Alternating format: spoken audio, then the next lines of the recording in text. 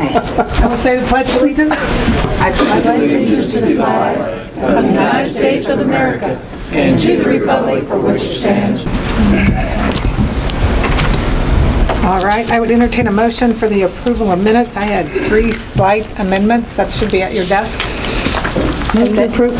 Mayor, I have a couple changes too. All right. On page 3, under City Administration, number 5, change Tuesday to Thursday.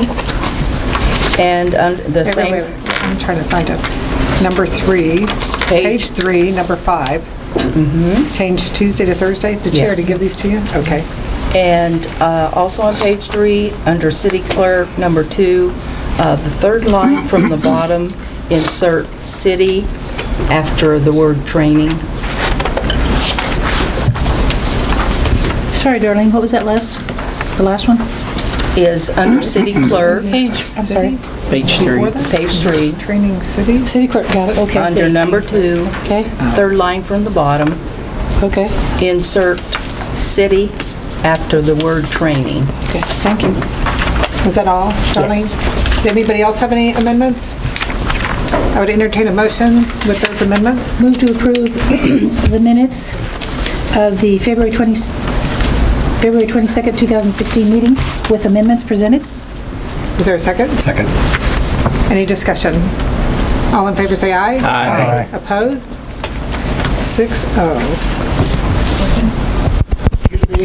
Not working. Yeah, I think when you gavelled it, knocked it off. My gavel? I was trying to hit it harder than Brad.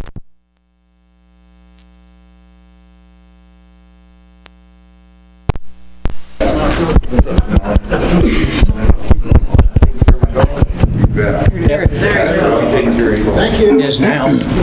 Thank you, Debbie. We won't gavel anymore until we adjourn. All right, public comments. Is there anyone that would like to come and make any comments? You may have up to 5 minutes. Please give your name, address, and ward.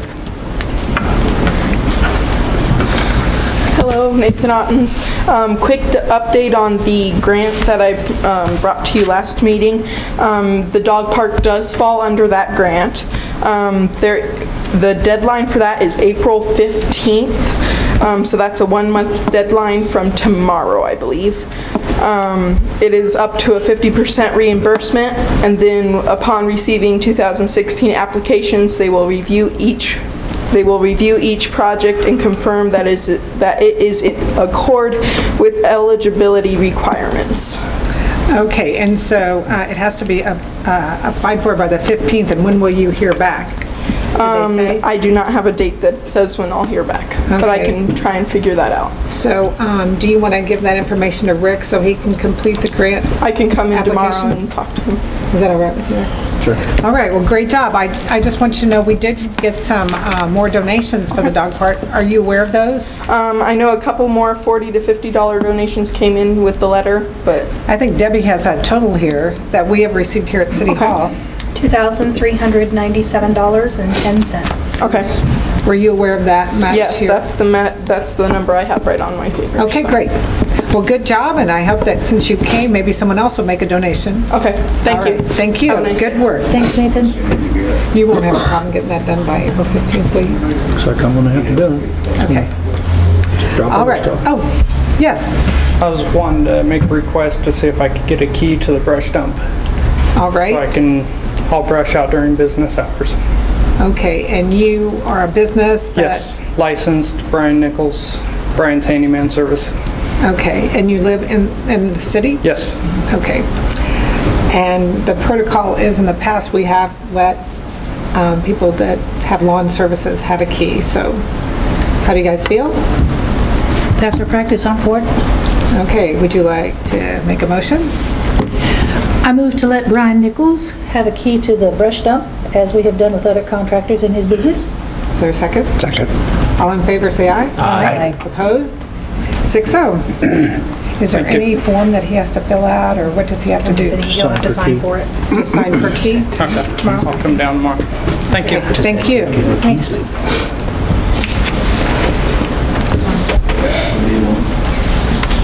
Is there anyone else? All right, is Ally Argo here? I am here on behalf of Main Street. Greg is here with AutoFest Car Show. Tony is here with Main Street also, I guess if we have any other questions. This is kind of regular routine stuff, asking for things for the flea market and the barbecue. Let's start with flea market, because it's first. Really no changes on it.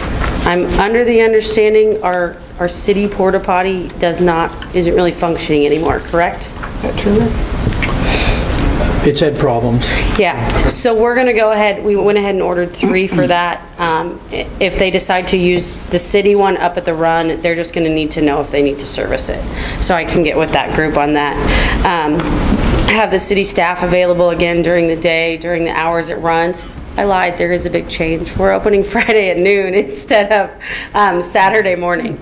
A lot of the vendors are already in the park Friday by noon, so it just kind of made sense to do that. We are fuller than we ever have been at this point, sitting up to it.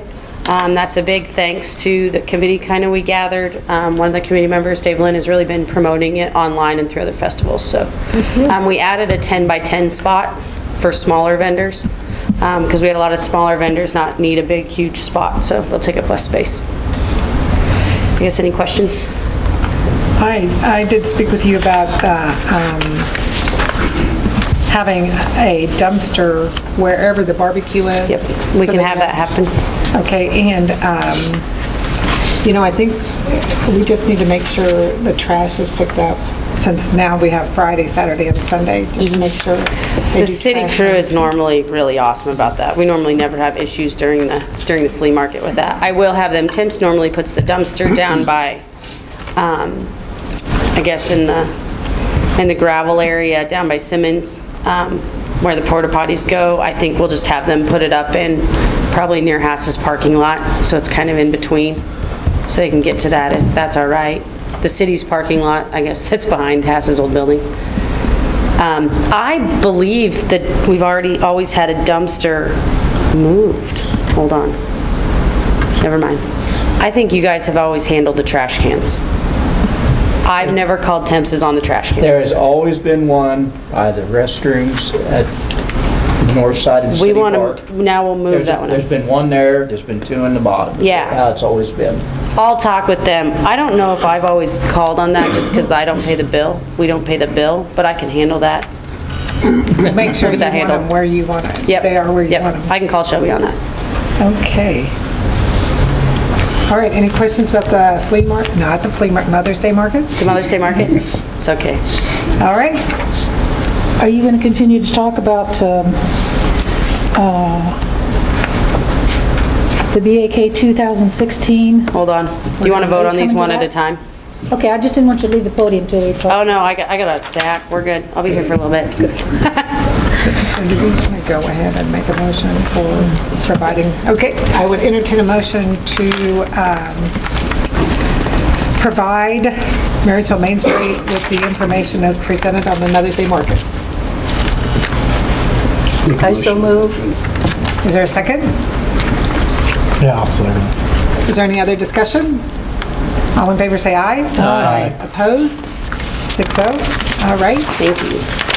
Okay, next on to the Big Blue River Days. Last year we did make the big change of asking if we could sell beer in the corridor area and have it be, I guess, roamed throughout the community. I have spoken with the chief again. He was fine with, he said there were no issues on his end.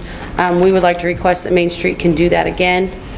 And then secondly, of course, the pool passes will be a thing for the city also, tasking, but everything's the same as last year, with the exception of, we would like, you guys should have gotten a photo of a silo. Mm-hmm. We would actually like to use that as like our ticket beer sell booth. It would go there on the wheel at 7th Street. It'll be brought in with some equipment off business hours, probably on Thursday night.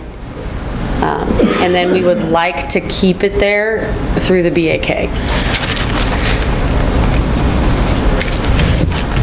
I think that'd be good. You think you're fine with that? Okay. Yep. And of course, she's going to go ahead, and you will do all your licensing for the ABC, and you'll also give us a consumption request form before. Yep.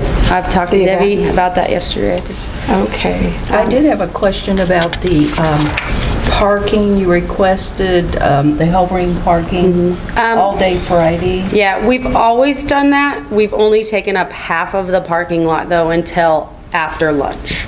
And I'll speak with they have a new director there. I'll speak with him about how that kind of works. We have also offered in the past if anybody needs rides and golf carts because they have to park farther, we're happy at whatever time he tells us to go drive those streets and give rides to make things easier. But we will have barbecuers in there before noon, so we'll just take up half the parking lot. I mean, you know the lot that's just south of there, is that usually full of the tavern lot at lunchtime? No. Which one? You mean south of Elm? Directly, yeah, on the south side of Elm. Is that parking lot usually full? Maybe half full. Okay, so there is, so if you have to move from that lot to that lot. But they want both of them. Oh, you're Well, gonna take both? we don't use up that whole parking lot. On the south side? Yeah, we do use some of it, but not the east side of that parking lot. So they'll still be parking there. It's a nuisance for a day, but I don't know if there's much way around it, except for to ask our barbecue teams to come after lunch, and those Kansas City people don't like that. For a day, I think we can do it. But yeah, like I said, I will talk with him, and we're totally happy. We normally have a few gators there and golf carts that if we need to give rides to people, that's totally fine. If we see them walking up there. There's some people that can hardly walk. Yeah, and so that's what. Hovering. Yeah, we'd be more, and I think in the past, they've pre-warned people that it's happening, and so I'll go visit with him. I gotta talk to him anyway about the days we need to reserve it, so. That would be good. Are you going to put signs on those carts that if people need rides, how are you going to get the word out that the carts are available for? I'm just gonna let him know and have them in that area, and if we see somebody walking, we'll just pick them up. Yeah, I'll just talk with him first, and we can organize what the best situation is, I guess. Okay, and the portalettes are going to be left there from weekend? What's that, 3 days in between events? Well, not all of them. Like, we do get, I think, like 12 porta potties for that event.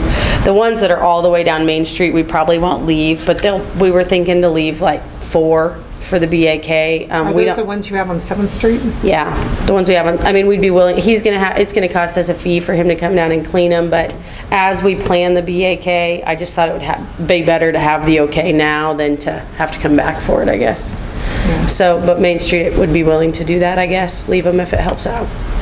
And I know, I'd like to leave the trash cans in the picnic tables down there too. well, we need to make sure that I know we had trash from Friday night.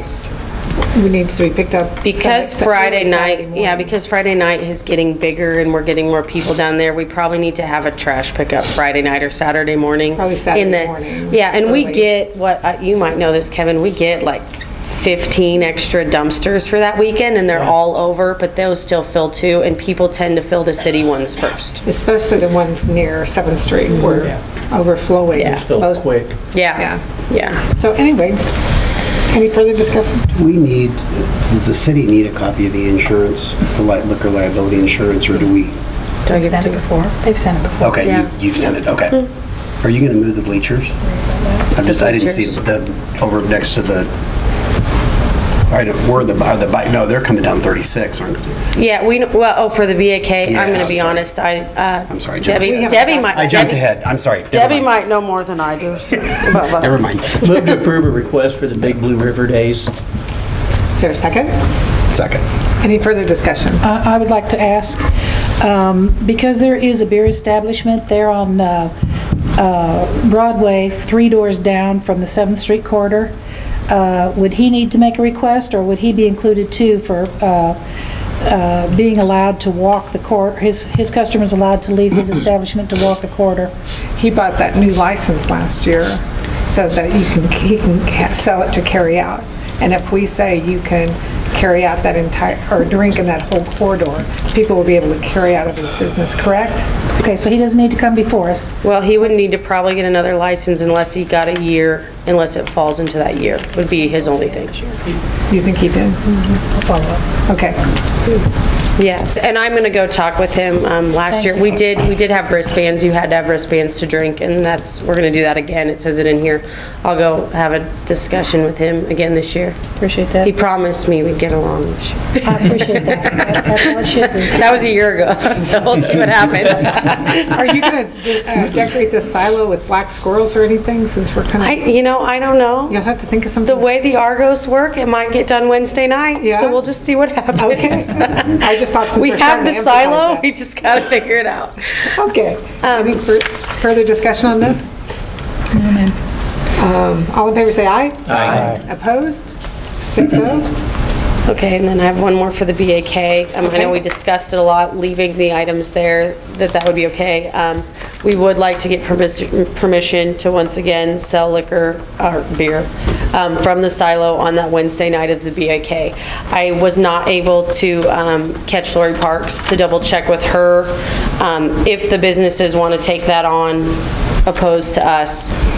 We'll relinquish that, but as we're planning, talking to the riders, that's kind of the one thing they wanted was beer down there. And since we kind of have the capabilities to let them wander with it.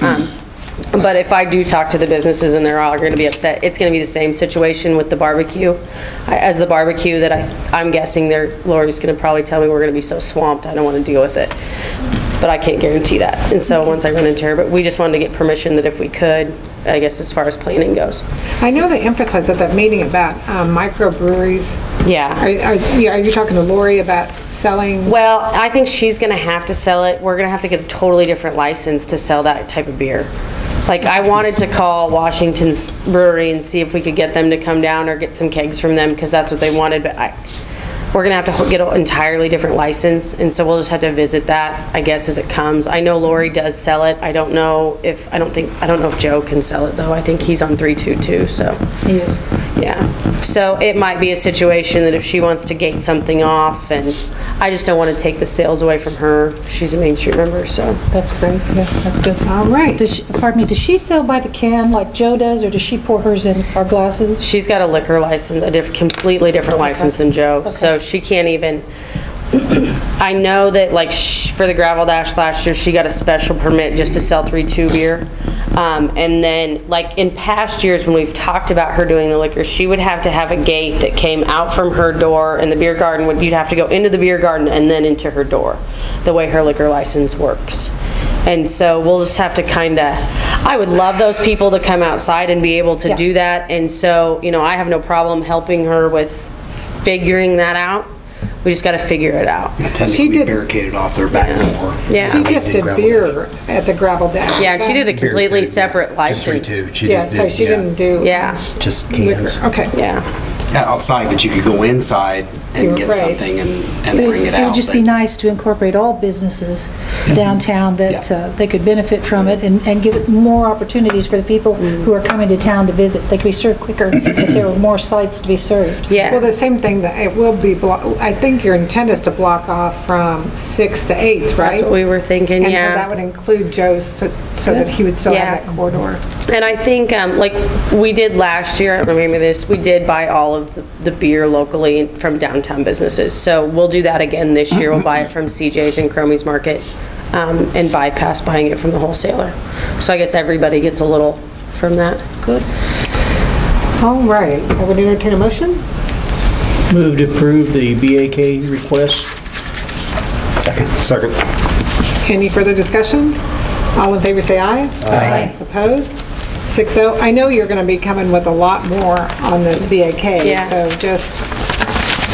I just figured we needed to not have any what-ifs on those big things. Yeah, when you, so whatever we have already approved, you might keep that, and then what you want to add to get that. I don't see myself coming with any, I don't know. Debbie, you probably can't come with costumes. So maybe me and Brendan will be back. Maybe you'll be back. We'll be back. All right, thank you guys. Thank you, Ally. All right, Marvin Turner, you're up. He brought his own timer. $2.97 at Walmart. This fairly accurate. I checked it with microwave, about 20 seconds off. Okay. So I'll try to speak fast before it goes up. Okay, first thing I have, how about the Jayhawks and their 12th, Big 12? I like K-State too, but they didn't do so well. You're probably curious about that alley gate. You know, I gave a lot of thought to what I wanted to put down. I remembered Watergate and Tricky Dicky Nixon. Never held anything against him, though. He sent me a letter in, I think it's February '69, asking me to become a part of a big fraternity, the U.S. Army. Report on March 18th, and I did that. Drafted. They called that the draft. First thing I want to do is I want to apologize to Councilwoman Darlene Boss. I misspoke at the last meeting. I should have been more generic instead of specific. Instead of giving specific alleys, I should have said something to the fact that after driving around town quite a bit with my dog Casey, I noticed a lot of nice asphalt alleys, a few concrete alleys, and some alleys are worse than ours. But I misspoke. One former mayor's alley, he's passed. Probably my best friend lives next door. We joked. He hadn't lived there very long, and his alley became asphalted. It's a very nice alley, still is. And we kind of joked about it's kind of nice to have mayor living next door. Carla doesn't have an alley. I already checked. No, I don't have asphalt to my house either, so I'm good. You don't have a what? I don't have asphalt to my house either, so. No, I noticed that's not very good where you have to turn around. As far as, I say our alley, it's not my alley, it's the city's. There's four of our neighbors use that alley quite a bit. I don't usually use it very much, but I talked to the street foreman a week ago, I think it was on Monday. He stopped in the alley when I was cleaning my Martin house out, and we had a nice discussion. He told me that right now, due to the wind generation outfit, that you basically can't get any rock. And sooner or later, I guess that'll change. But if and when that alley gets done, please don't give me any credit, because I don't have any credit due. Next item. And was that okay if I apologize to you, Darlene? All right. Well, you might mention that you told me that you found out that alley that runs by my house had been on the agenda for 5 years. I think that's what he said, 5 years. And they finally got around to replacing the storm sewer across Jenkins. I remember I had to detour quite a while that was being replaced. Thank you. And that's why it was done. Right. It'd been washing in there. I think he said something about 18 feet of gravel or something like that. I'm guessing it probably stopped up. There is an alley between 13th and 14th on Jenkins that when we had that 4.5-inch rain, I'm guessing it's plugged up with leaves, but the water disappeared eventually. My old pickup, I can drive through it. I hate to beat a dead horse so much, but on this 20th Street geometric improvement project, I'd received 22-page, it's a tabulation of bids, 23 December 2015 KDOT bid sheet. First time I went through it, I didn't know much about what I was looking at, but I was trying to put a picture together of how much it cost for the 9-inch reduction, which is 22.86 centimeters east of 20th Street. And I wanted to assign a value, dollar amount per inch or centimeter. Well, counted some of the crossover, counted the excavation stuff. I didn't think I could come up with a good figure. But later on, I went back and looked at that bid sheet, and on page 1, line 4, mobilization. Now, I'm not a civil engineer. I have a degree in School of Hard Knocks, I guess. But in the Army, mobilization is what the bean counters put to when we move troops from point A and equipment to point B. We didn't care. I mean, it didn't mean anything to us. We were there. On that line 1 of page 1, the Amino brothers bid $39,057. Leavenworth excavating equipment bid $207,700. Now, where are they moving that equipment from? China? I think you can probably move it from about anywhere in the world for that price. And line 4, removal of existing structures. Or it's page 1, line 5, excuse me. Amino Brothers, $59.78. Leavenworth, $45,600. You add those two together, one's $45,035. Leavenworth's $253,300 for a difference of $208,265. Then you go down and Common Excavating, $38,710 for Amino Brothers. Leavenworth, $83,155, $44,445. You add that to the previous, and you come up with $252,710. Then the next line, 17 through 21 on page 5, it's 18-inch storm sewer, 24, 30, 18-inch in section, 24-inch in. I assume that's all heavy wall PVC. And I wouldn't think it'd be made in China, but maybe it is. Maybe they got it at Walmart, I don't know. When you add that total up, there's a difference of $42,508.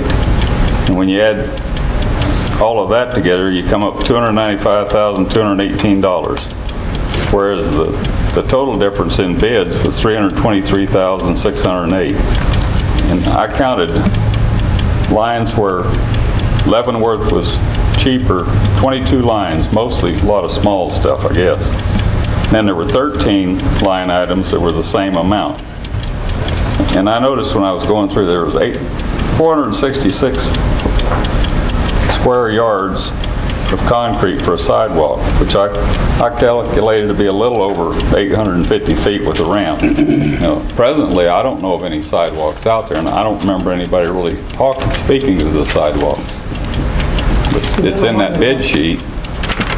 It makes sense because have you noticed that people walk there, you know, Well, they work at Hardee's and stuff, so it's nice to have a sidewalk up there. Well, we walk a lot. We walk the street a lot of times because in Marysville, a lot of times there aren't any sidewalks. Yeah, but on the highway, it's kind of Well, I don't dangerous. generally walk on the highway. Yeah. And if I did, I wouldn't be out in the street. I did walk down to the bottom of that hill the other day, though, just to kind of get an eyeball whether I could see that stoplight or not. I could see it. I even stooped down a couple times like I was on a motorcycle, and I could still see that line going across there. I assume that's probably DOT, probably as low as you could put a stoplight. I don't know their regs, but I started to lay down a couple times. Somebody on their smartphone, they'll call in 911 say some guy lying out here on the highway. One thing, I drive North Street sometimes out to 11th Road. It's hard to hold 30 out in that open road. I agree. You know, and with the traffic I think that's going to be going there, you might think about 40 or 45. So I know when I do 30, invariably somebody's right on my bumper before I get the stop sign. And I like the stoplight. Leavenworth was actually almost $8,900 cheaper than Amino Brothers. But you know, but we have to accept the bid in total. I understand that. Okay. But I don't have a problem with the stoplight. You know, I'm guessing whoever wanted the stoplight had no idea that it was going to go to all this other stuff. You know, there have been a lot of people mention Don Landell. Well, I respect Don Landell. If he needs a stoplight for his workers or whatever, I don't have a problem with it. I admire the man. I admire Dr. Nagley and Dr. Ray Schultz for building up their business. And late Hank Wassenberg building up a dynasty in the beverage industry. And we have a lot of smaller companies where they've started from scratch. But to me, on the whole, that 20th improvement is what I would call an egregious waste of the taxpayers' money. I mean, I know it's going to be beautiful, but is it 1.3 million beautiful? Story time. I guess I have time still. I think it was the day after the last meeting, probably 23rd of February. I was in Cromie's grocery store, and I ran into a lady from Clay Center. And I'd heard a couple years ago that they were going to have a vote on whether or not to have a city administrator. So I asked her how the vote went. She said it went down. She said there were a lot of pros and cons, but basically the people spoke, and they said they'd rather use that money to fix things that needed fixed. And since they had a vote by the citizens, I don't know what it cost to have an election this fall, But why couldn't that be included on the ballot? Well, it'd be kind of late to do that now. Rick's going to retire in June. I understand that. Yeah, so it'd be tough for us. You know, I think that you need to look at, we are a very active community. We have a lot of projects. If you look at our projects that are ongoing, and lots of times in the agenda packet, you can see that we have 20 or 30 things going on within our city besides the normal work. So I think the city administrator focuses mostly on our major projects as well as supervising our staff. So I just don't see how our city can go without a city administrator position. Well, I asked the lady what kind of government they had, and she said, we have a mayor, we have a council, we have office personnel in the city building, one of them's a city clerk. I said, that's what we had until 1985. I said, how does it work? She said, it works great. Clay Center's 28.86% bigger than Marysville based on 2014 Kansas figures. I'm sure they have projects too. Well, Clay Center has a city administrator. She told me they didn't. They had a city administrator, but for some odd reason they didn't fill the position when the administrator left. Really? It was there about a year. I just talked to this lady on Tuesday, the day you were on party line, you and Councilwoman Gross. That was, and I thank you for not mentioning my name. I've had enough notoriety, I think, maybe already. You're welcome.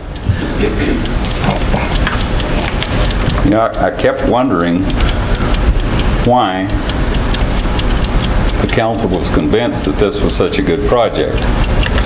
And when I was trying to do the alleys, I guess I was trying to work up a cronyism or favoritism type thing as to why somebody would vote on it.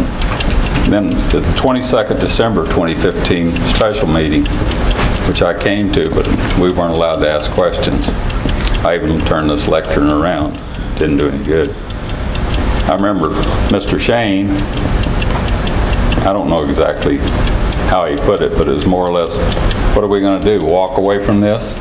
We spent $55,000 for engineering fees, you know, and then we spent $15,000 at the airport. Are we going to walk away from that? Well, you know, to me, that's kind of browbeating. I don't know how long the council got to look at this bid sheet, and maybe it's not the same bid sheet I have, but it took me a while looking at it to try to figure things out. But, you know, like I say, I'm not a civil engineer, so. You know, just to keep everything in perspective, we just got an estimate to do the one brick street between 5th and 6th in front of Cromie's, and that estimate came in at $680,000. So major improvements, street improvements are very expensive. Well, I've been to Cromie's a lot of times. I mean, that's where I normally shop. And there are puddles there, but I would think the city workers could probably fill in some of that to where you wouldn't have the puddles. The north side of the street, I've never seen a problem over there. It's mainly where people park right in front of the stores. And while I'm on that subject, I talked to Joe Cromie last week, and I asked him if it would be okay if I spoke a little bit for him. Now, I mentioned before about 88 feet of curb and guttering that I talked, I think the guy's name was Jim Euler, out of putting into the thing because there was no problems other than dog prints in it. That credit, you know, he's a standalone grocery store and he's the only one we have left. It'd be kind of nice if the city'd help him out a little bit putting in that front sidewalk. Well, he hasn't come to the council yet. I've encouraged him to do that. I think he said he would next time. Okay, good. But anyway, that's my thoughts on that. I don't have much time. I've got a lot of bad habits, you know. One of them's I hum. I don't know why I hum, and I'm sure I'm out of tune, probably off key too. But that's one bad habit I probably won't break. But I think city council meetings, I think I'm probably going to break that after this time. Okay, and I was at the food pantry not too long ago. Carla remembers when I came in front of the council in 2013, I think it was, about the sewer thing. Yes. Overcharged. $221.09, and I think I was conservative. I gave the city some breaks. And the second time I was there, I said, don't write me the check, write it to food pantry. This time, I'm willing to match up to $300 to the food pantry for whatever you give. Like I say, it was $221.09. I remember that well. I don't know whether you want to do anything or whether you can do anything. Thanks for allowing me to speak. As far as in closing, I've given it's quiet now. I've given a lot of thought to trying to put together a taxpayer advocacy coalition or committee, not elected, just to try to get a cross-section of the people and have maybe a minister or a lawyer be a spokesman, someone that's eloquent, not me. But maybe somebody will volunteer. But thanks for allowing me to speak. Absolutely. Well, we appreciate citizens come in and share their thoughts. I mean, that's how we learn. So. I can't allow questions. My timer quit. Thanks, Marvin. Thank you. Thanks, Marvin. All right, moving along to the mower request. Rick, it's on page 13 where Dale has made his request, and the actual mower, correct, Rick, is the one that's laying on your desk, the 200 series, and he wants the 48-inch deck. So that would be the 6350. He said he does not want a mulch kit and he does not want a grass catcher. So I would entertain a motion. Move to approve purchase of the, is it the 52-inch he wants? No, he wants the 48-inch grasshopper in the amount of $6,350 for cemetery and parks. Is there a second? Second. I'm sorry, what? You have to say what, out of what fund? You'll come out No. cemetery. That one isn't as questionable. But it's good to ask. And did someone second it? I'm sorry. Yeah. Yes. Is there any discussion? All in favor say aye. Aye. Opposed? Aye. 5-1. All right. We have on page 16 a resolution regarding the hearing we had last week.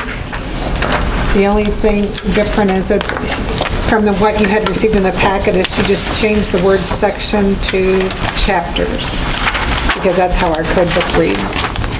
So I would entertain a motion with that minor amendment to that resolution. Move to approve resolution 2016-02 Second. With those small with the correction. changes to section, Yep. from section to chapter, I'm sorry. Still second? Any discussion? All in, sorry. Resolution? Oh, no. All in favor say aye. Aye. Opposed? 6-0. We'll catch you as soon as you get settled, okay, Todd? All right. All right, welcome. The next item up is the Easter egg hunt. It's listed on 17. They want to block off the city park at about noon for the citywide Easter egg hunt. Move to approve the request. Second. Any discussion? All in favor say aye. Aye. Opposed? 7-0. All right, we have a hearing, and I believe Dave is here. Dave, would you like to come and present just the basic of this hearing?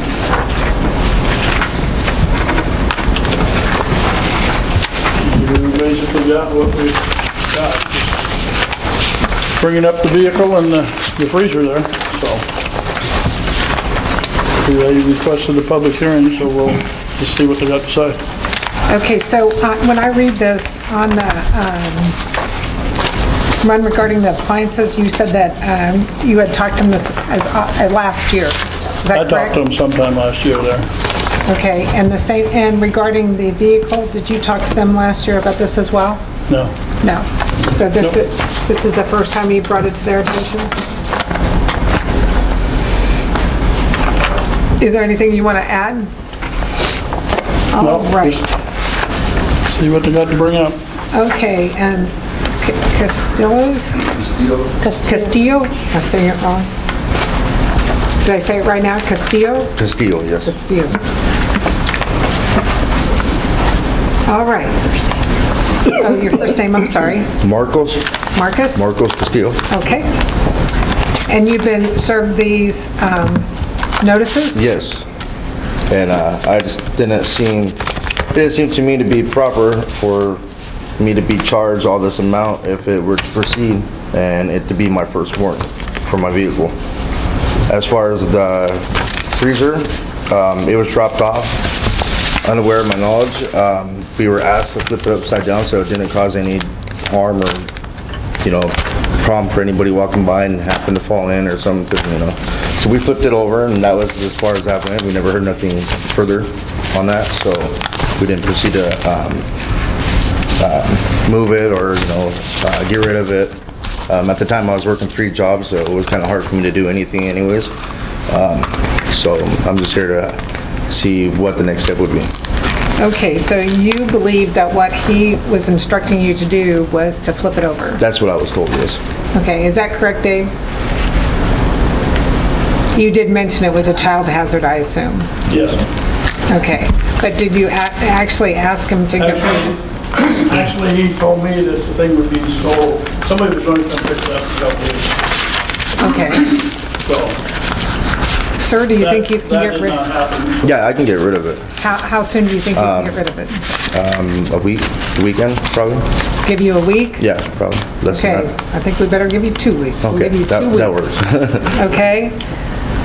So, and then regarding the car, do you want to explain the car? It's my vehicle. It's in my yard. Does it have expired tags on it? Yes.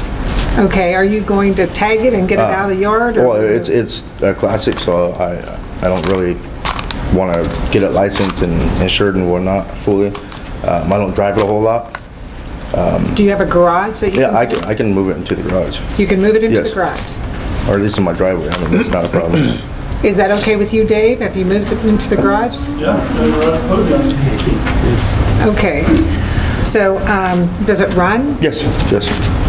If it's not tagged, the chief's not here. If it's not tagged, but it's in a garage, I assume that's fine. But it can't be on the street, right? You can't drive it? Untagged. So if it's on the street, it has to be tagged. If it's in a driveway or in a garage, it doesn't have to be tagged. Do I have it right? No. It has to be tagged in a driveway. It has to be tagged in the driveway. Yeah, throw me in the garage. So the garage is fine, Okay. but the driveway, if you leave it in the driveway, it has to be tagged. Okay, tag. I mean, it has an expired license tagged from out of state. It has to have a current tag. Yes, okay. So is that a doable? I'm sure I can make it happen. Okay, so you can get it into the garage? Okay, you think you can do it in a 2-week time frame as well? Possibly, maybe a little longer. Like I said, I'm now down to 2 jobs, so it's kind of hard for me to get home, and I got 3 kids and a wife. The little time I do got is I got to spend as much as possible with them. So. All right, I understand. So what time frame are you saying you can move this vehicle? I mean, 2 or 3 weeks possibly. Okay, we can say 3 weeks. How do you guys feel about this?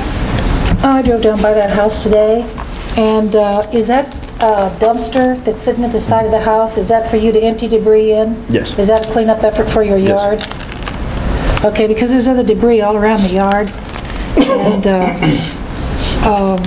We haven't filed a nuisance complaint about anything. I don't think we can address other than the freezer in the car, correct, Dave? I would think with your public hearing, this is probably what you need to address, isn't it? Yeah. I mean, if you want a nuisance complaint, we'd have to go on that as a separate item. he's going to clean it up. I don't think there's going to be a nuisance complaint. And this is his first time he's ever got one of these letters, because I've always dealt with Tammy. And she's gone down and dealt with it. Okay. Just when the freezer was still sitting out there this year, I thought it's not working, so. Because I know I've called you about upholstered furniture out in the yard and on the other issue. Won't happen again. Okay, so we have a meeting in 2 weeks. Do you guys want to give him to 2 weeks and then Dave can report? Or we can wait till, give it till April 21st when they got that free disposal to the dump. The one thing about that is you can't have any Freon in it. I would think a freezer has Freon in it. You want to wait till April 23rd? He said he could get rid of it. 21st is the first date, yeah. Yeah. But he said he could get rid of it in 2 weeks. I know, but I mean, it just makes sense to wait till April 21st. It's just free dumping then. We'll wait till April 21st and it's not cleaned up, then he pays the fines. What fines are you suggesting? Whatever. Well, according to the document from Craig, we can, you can either the cost, like we did the last one where we have the cost to remove it, we assess that to the property, or we can prosecute it, go to court, municipal court, and charge them a fine up to $250 per day for non-compliance. Or we can do both. So how do you want to proceed? Do you have a Freon reclamation unit that you can use to get the Freon out of that freezer? You can't take it out there unless it's empty of Freon. You have to discharge it into the air. Yeah, of course. I'm sure I can have somebody, I can get hold of somebody to have them come and do it for me. I don't see a problem. I'm sorry. Yes, sir? Hi, Mark Hanlon. I'm the owner of the house. Yes. I can make sure the Freon's gone out of this thing. Okay? All right, I just did it today with another freezer. I can do it with that one. Not a problem. Okay. All right, thank you. So what time frame are you guys thinking, and what you want the recourse to be?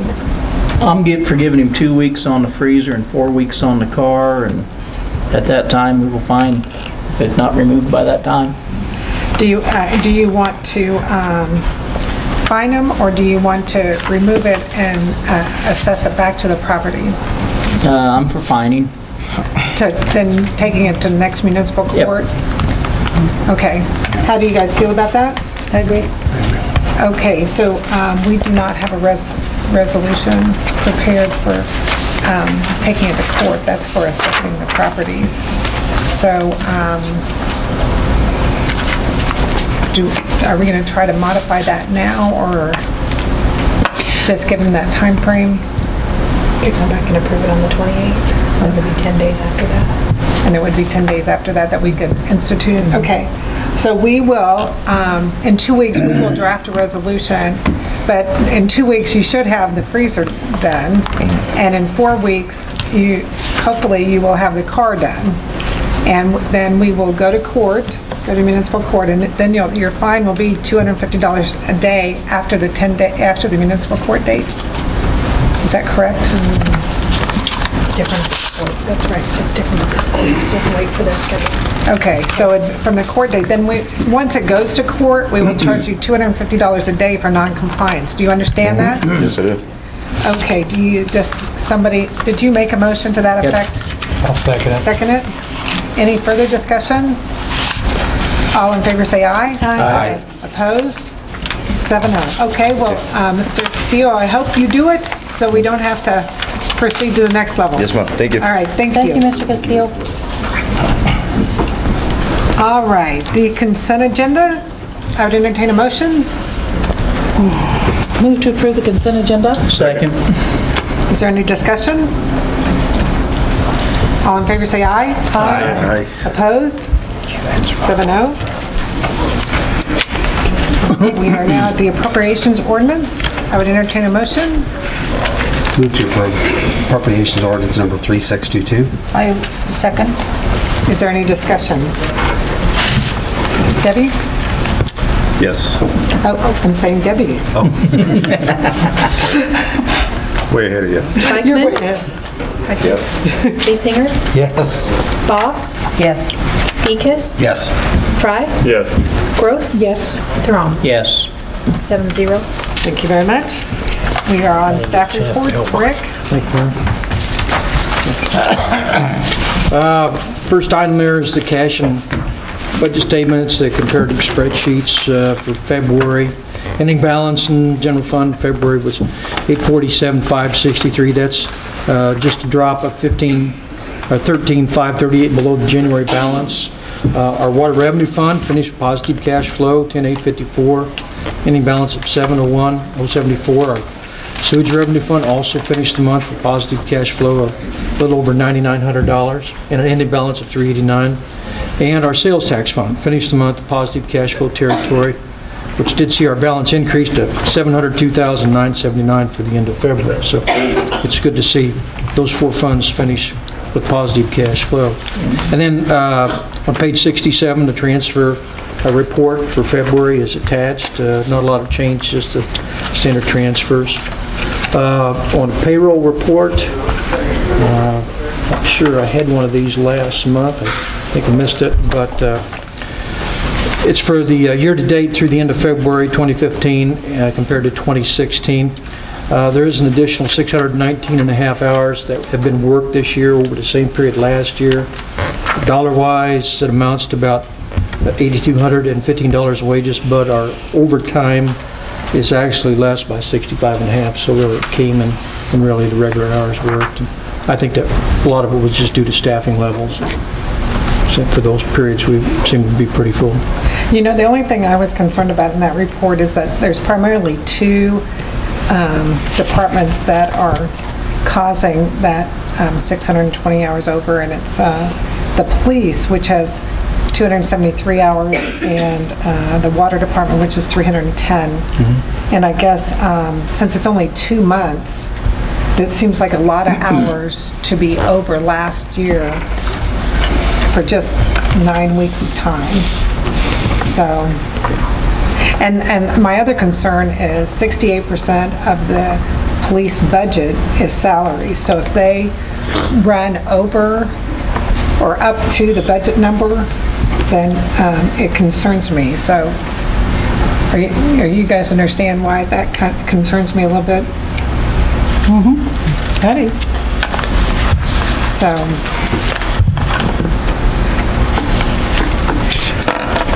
And in the next item, on page 72, is our closure letter from the FAA. As you know, we made our last expenses sometime last fall, but it does take the FAA a little bit of time to close it out. So this is the official closeout. Everything's been taken care of. The final grant amount was $266,033, and you can see there that as of March 3rd of 2016, the grant was officially closed. So at this time, we have no FAA grants open. And I imagine it's going to be another year or two before we're even at the point for the taxiways. So We're talking about the AICP, the airport plan, IP plan, AIP? ACIP. Yeah. ACIP. Yeah, so all these until we get enough accumulated there. And the entitlements, I got them. Yeah. So anyway, it's good news. It's always good to see those closed out. Pages 73 to 75, it's kind of really an update on our floodplain appeal. This is the acknowledgement letter. Everything was done electronically, and so you can see there was the email, and then there was a letter attached. And as you can see in the email, I'll get it to come up. He said, we'll review the appeal and inform you and Schwab Eaton if there are additional materials or supporting information that we need to complete the review.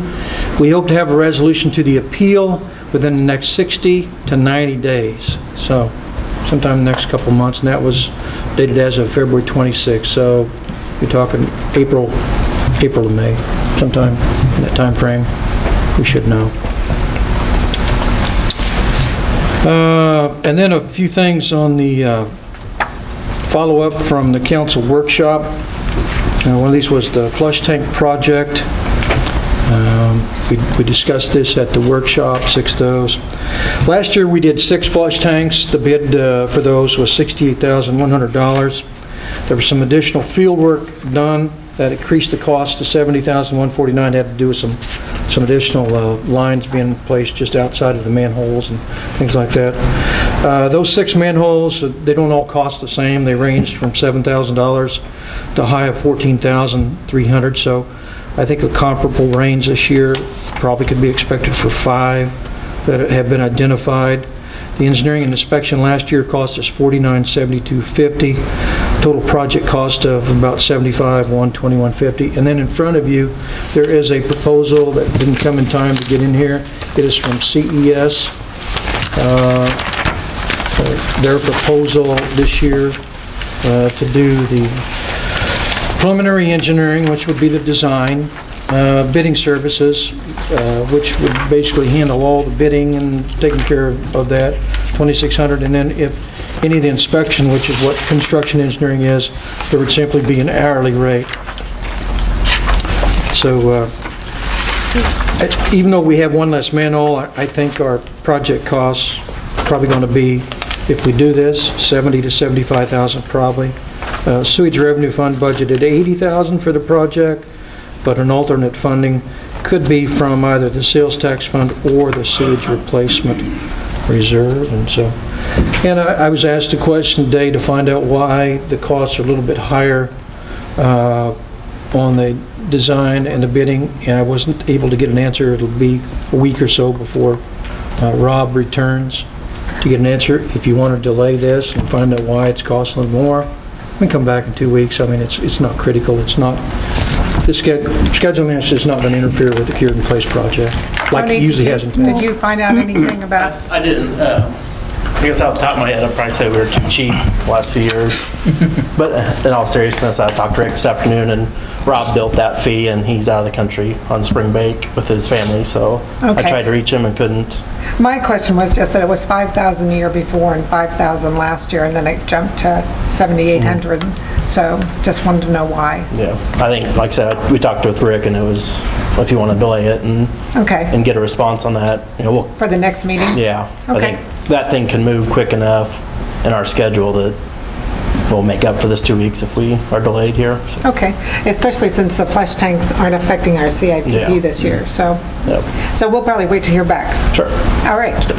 As far as where that money should come from, after we talk about the streets a little bit, after we talk about 6C, we can maybe discuss that a little bit more, or do you just want to wait and discuss the whole thing next meeting? We can't come to a conclusion tonight anyway, so why don't we wait and discuss it all next time? All right. Good idea.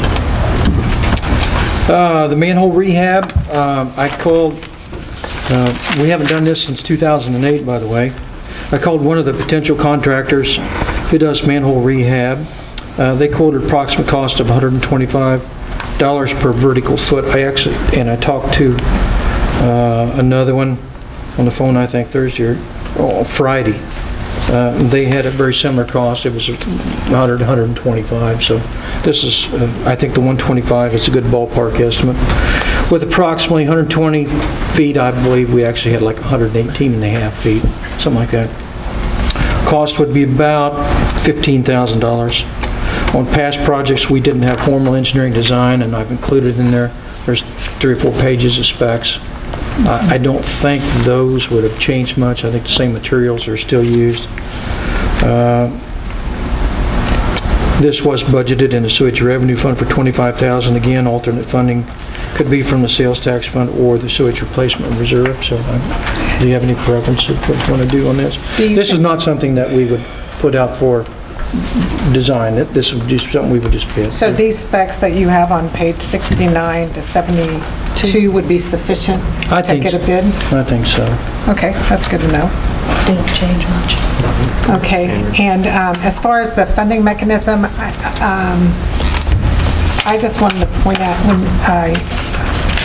Rick's detail sheets, you know, we always have to keep an eye on page 52, which shows that our sewer revenue fund, you know, operating at 120 days. You know, the very minimum would be 90, so it's 120. And then if you look on page 55, and you look at the balances in our sewer revenue fund, it shows $389,000 at the end of February, which when you compare kind of down the sheet, it's still low. So I don't know if you guys want to go ahead and, I want to talk a little bit about streets tonight, and after Gary's presentation at workshop about all the street repairs that need to be, I would like to really focus on streets out of the sales tax fund this year. So based on that, I'd kind of like to rather take that out of the sewage replacement fund and kind of go ahead and build up our sewer revenue fund. Do you guys have any feeling about that? Does that make sense to you? Yeah. Mm-hmm. Okay, so I would entertain a motion to ask Rick to go out to bid. Is that correct? Yes. We would ask you to go out for a bid for them? All right. I'll probably give them a month, so it'd probably be first meeting in April, probably 4 weeks between now. Okay, so we'll go out to bid and have those monies coming from the sewer replacement fund. Would someone like to make that motion? Yes. Make a motion to go out to bid for the manhole replacement coming out of the sewer replacement fund. Is there a second? Second. All in favor, say aye. Aye. Opposed? 7-0. All right, Rick, going on to streets. There's information here on the ceiling costs. I don't believe this information was provided at workshop because this is the follow-up information. Gary did a very good job breaking this down by ceiling, by concrete, by asphalt, so it's page by page. So I think it's very easy reading with what he's prepared. There's no way the department's going to get through all of these projects in 1 year. There's a quote from Hall Brothers that's there, I think the first page on page 74 is their ton. Gary had used his, now you'll see on his asphalt, he's used these prices for that, so these are the current prices. I just wanted to show you the bid that they provided us. FOB Seneca means that's the price you pay to go over and get it at Seneca. Have somebody haul it, costs more. And then, of course, the key there, you'll see there's a little asterisk and it says when running. And it also says they're going to move from Seneca to Blue Rapids, so I'm sure there's going to be a downtime in that move. So it's all, for the asphalt, it's all a matter of timing. Really what they're going to be starting on probably here soon in April will be the patching for the seedling rounds. I told Gary we need to get those done earlier this year and not go late like we were last year. You mean the chip and seal routes? Yes. Okay. Yeah. So we get those prepared. Prepare, you know, as we talked about in the workshop, prepare for 3 shoots. So we got the street, do 2, and we'll just see how things go if we get the 3rd one, but that way. So, I think we're pretty well decided on that. And then, you know, on the asphalt work, he's laid out some project. Excuse me, I don't think these are in any major priority order. These are just ones that are on the books. The top one there, alley at the police station, that's been discussed now for a number of years. It really is in pretty rough shape. It gets a lot of traffic. I know Todd about every year asks if we could get that one done, but it would benefit not just the police department, but the church, AT&T, all those that use it, because it does get a lot of traffic. Or these are ordered the way he wants to do them? I mean, pretty much? Not necessarily. He's just listed these. I don't recall Gary saying that this was the order he wants to do it. We just put it, but I think it reflects a pretty good order, unless you guys want to pull one from off the bottom. Alley 10th to 11th, Carolina to Center. West of 9th and Hillcrest, that's up on the hill. There's a little alley, I think that's an alley entrance up there that needs to be redone. Because some of these are, I think, have been affected by some utility work. 12th Street north of Park Place, a new section. That's some work we did previously. It needs to be redone because what we did previously was too thin. That's simply to thicken that up a little bit. That's probably one, and that one wouldn't take, but in one day they'd have that one done. Entrance off 11th Road onto Prairie Lane. That's probably one we probably want to focus on that one, because when those apartments open up, that entrance is going to get busy. It needs to be widened a little bit. Needs a tube extension put on it and a flare, because right now if you cut that north side of it too sharp, you drop off into the ditch, and that's what you're running it, Kevin, with traffic. So that's why that tube is bent down, so there's going to be some work. I think that's probably one we'd want to focus on there. First and Calhoun north to the alley, an overlay 5th and 6th, 5th and Spring to 6th and Oak around the curve. That's one we did last year. 2 years ago. 2 years ago. It's down near there. It's starting to fall apart. This is mainly to preserve it, is the reason for doing that one. Because it's on the edges, some of the grass is starting to pop up, so it's really to actually thicken that one and help preserve that. So there's a reason for every one of these. South 11th Road, from the concrete to Keystone, I don't know if we need to do all of it. He's figured all of it, but there are definitely some failures there, especially in front of the senior housing. Definitely has got to be redone. So. I think that, you know, what Gary laid out here was really, really helpful. I hope you guys looked at it. I did go down and talk to him a little bit, and you know, he is very comfortable doing chip and seal, having the equipment, having the manpower and the expertise to do chip and seal. And same way with curb and gutter. And as you know from the workshop, he had a lot of curb and gutter. He doesn't prefer to do the long sections. He just prefers to do the radiuses and the shorter sections. But he said he feels comfortable doing that. And he also feels comfortable doing the cement projects and the small asphalt projects. He said, my equipment is good for small projects, but big projects, his equipment isn't capable of doing. So with that in mind, you know, just the chip and seal project comes out of Fund 400. So, and did you guys all get this from Rick? Rick did this, he updated this, which was extremely helpful. And this kind of shows you how much monies we have available in each of the funds.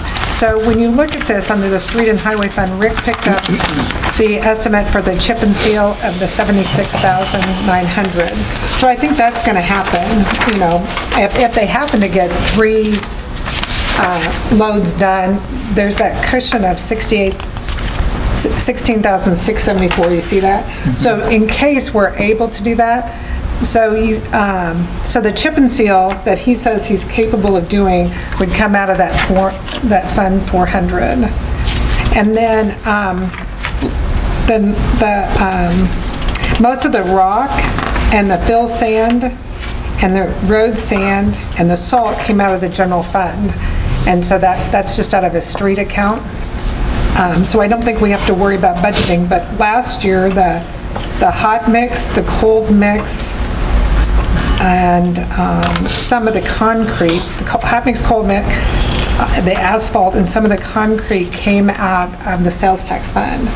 So with Gary saying that he desires to do the chip and seal, then we look at the asphalt projects, and like I said, he's comfortable doing the small ones. But like the ones 8, 9, and 10, which are the major ones, 11th Road South, Keystone, and then 12th Road South, he said that really is beyond the capability of his machine. So what I thought we should do, since he has mentioned that our roads, told us how bad our roads are in the city, that maybe we need to set up a plan for these, and maybe we should take number 8 and say we're going to bid that out and do 8 this year, and maybe 10 in 2017 and 9 in 2018, and just have a plan to get those 3 major streets done with asphalt. When you see it over on page 77, he's showing... Carla? Yes. May I interrupt for a second? Sure. On number 10, if Orchlands does go in, they wanted concrete for that first, what was it, 300 feet instead of asphalt? Okay, but I think this starts, oh, you're right, because this starts at the highway and goes. Right. So we would know by then Right. if we make that 2017 project. Right. So it's definitely one we wouldn't do this year. Is that what you're, that's a good point. Right. Good point. Because I know the concrete will hold up way better than the asphalt will with the trucks turning and stuff getting in and out of there, so. But I was thinking, the 11th Road, we just finished that drainage, and everybody said the drainage will work once we get 11th Street redone. So I just thought we should aim for South 11th Road, and that's number 8. And if you look here on page 77, it shows, you know, what it costs if our city does it versus what the approximate bid is. Of course, there's a range there for if we have Hall Brothers or someone else do it, as far as that's concerned. But because they're going anywhere from 8 square yards to 13 square yards. But when you build in, I asked Gary how long it would take his crew to do that project, and he said it would probably take him 2 weeks. Well, if you take his hourly rate of the crew of $100 a day and take it times 2 weeks, we're talking $8,000 in manpower. And you know, if we go to low end of the bid, we actually once you had 8,000, we were right in the range of what it costs to bid it out. So I was thinking, you know, when Gary says he doesn't have the equipment to do the major projects, we need to start making a good faith effort to do some of these major projects around the city. So if in fact it would come in, you know, say 37 to 60,000, we could, the key number to look at on Rick's schedule, going back to that, is that 740. Well, actually, there's two numbers there. There is the 122, under the sales tax fund, you see where it says street maintenance expense of 122,000? That's not really earmarked for anything specific per se, and neither is the 142,000. That's two lines below that, as well as the unobligated $740,000. So because any overages on the GI project would have to come out of that fund, I would probably not want to draw that fund down below 400,000. I would want to keep $400,000 in there. So if you look at it from that perspective, then we have $340,000 that we have unobligated, as well as those other two numbers, the 122 and the 142. Are you guys tracking with me here? Can I just try? Yes. You're trying? Can I ask you a question? Yes. Just going back to, just real quick, the city estimate versus on those two columns. On number 8? Yeah, so the city estimate, it does not include labor. Yes, that's correct. The Hall Brothers includes materials and labor. Their cost. They'd have to bid it out, yeah. But that's their range of estimates, yeah. Thank you. So I was just thinking we could earmark one of those two lines, either the 122, the 142, or the remaining $340,000 for that asphalt work. So just keep that in mind. And then the next page, when I talked to him about the micro seal, he said that that's really important to protect our streets. And this is something that he can't do, that we'd have to contract out. And he would recommend, first and foremost, is that like the 5th one down where it says North Street east of Frank Marshall Drive to 11th Road. He was saying that we really need to protect that one, and you know, we really need to patch that first, so that's terrible. I've already talked to Rob. I'm waiting on something from them for sealing those cracks and then doing a micro seal, which in their case is called an onyx system, very similar to what we did on 20th Street. But there's big ruts and dips and everything in that. Well, this is kind of the same thing where I was thinking we should have a strategic plan, one for this year, figure out which one we're going to do in 2017 and which one we're going to do in 2018. So I was thinking maybe we could bid out that, the Frank Marshall Drive one, since that's the one Gary recommended. He also recommended that the new concrete that he's laying down there on 20th Street, he said it would be really good to go ahead and seal that since it's brand new. So maybe get a bid on those two and take that out of sales tax as well. And then the last thing I want you guys to consider is then you go to the crack sealing. Again, this is something that we can't do, that we would have to hire out. He is saying that the first 3 that he has listed there are all projects that are all new concrete projects that we just completed, that he said in the training he goes to that it's really important to put this crack seal on new concrete to preserve it from the get-go. So if we would go ahead and bid that out, then we would actually be protecting our newest as well as improving a major concrete state. So I was thinking same thing here. We bid out those first 3 items for 2016 and leave the rest for 2017 when we do 2017 budgeting.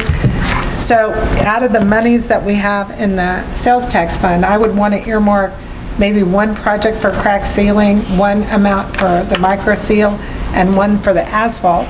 Go ahead and bid those out and see if we can get those all done out of that, like $500,000 we have in the sales tax fund, and at least get a good dent in doing some repairs on our streets. How do you guys feel? I mean, that would at least give us a 3-year plan, 2016, 2017, and 2018. You're talking all of it out of the sales tax? Excuse me? Yeah, and basically it's because of this analysis to say, you know, there's the 122 for street maintenance. There's a 142 that's not earmarked either.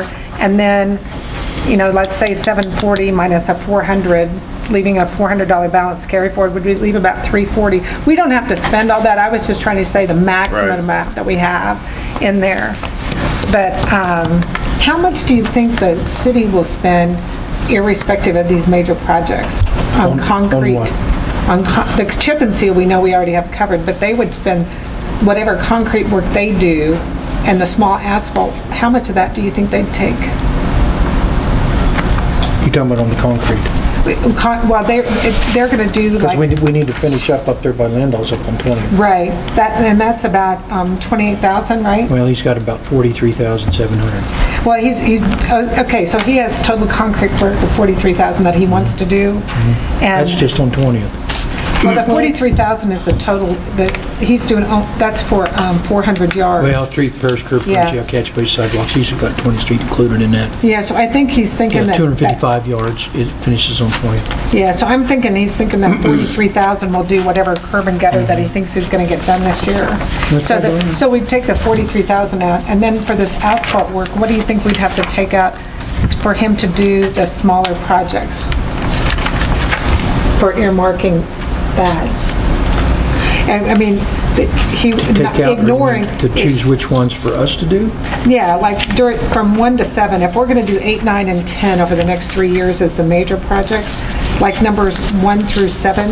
Well, I think we need to do number 5. That's the Prairie Lane entrance. Okay. You don't think we could build that into number 8 when we do 8? Or would that be separate? Because it's South Road. It could be. It could be combined with that, don't you think? It could be combined with it. Okay, so I'd probably want to just make it easy and one smooth transition. Yeah, to combine 5 and 8 when we bid that out. So maybe looking at 1, 2, 3, 6, and 7. If he would get all that done, you have any idea how much we would have to set aside out of that for that? Oh, you talk about 3, 6,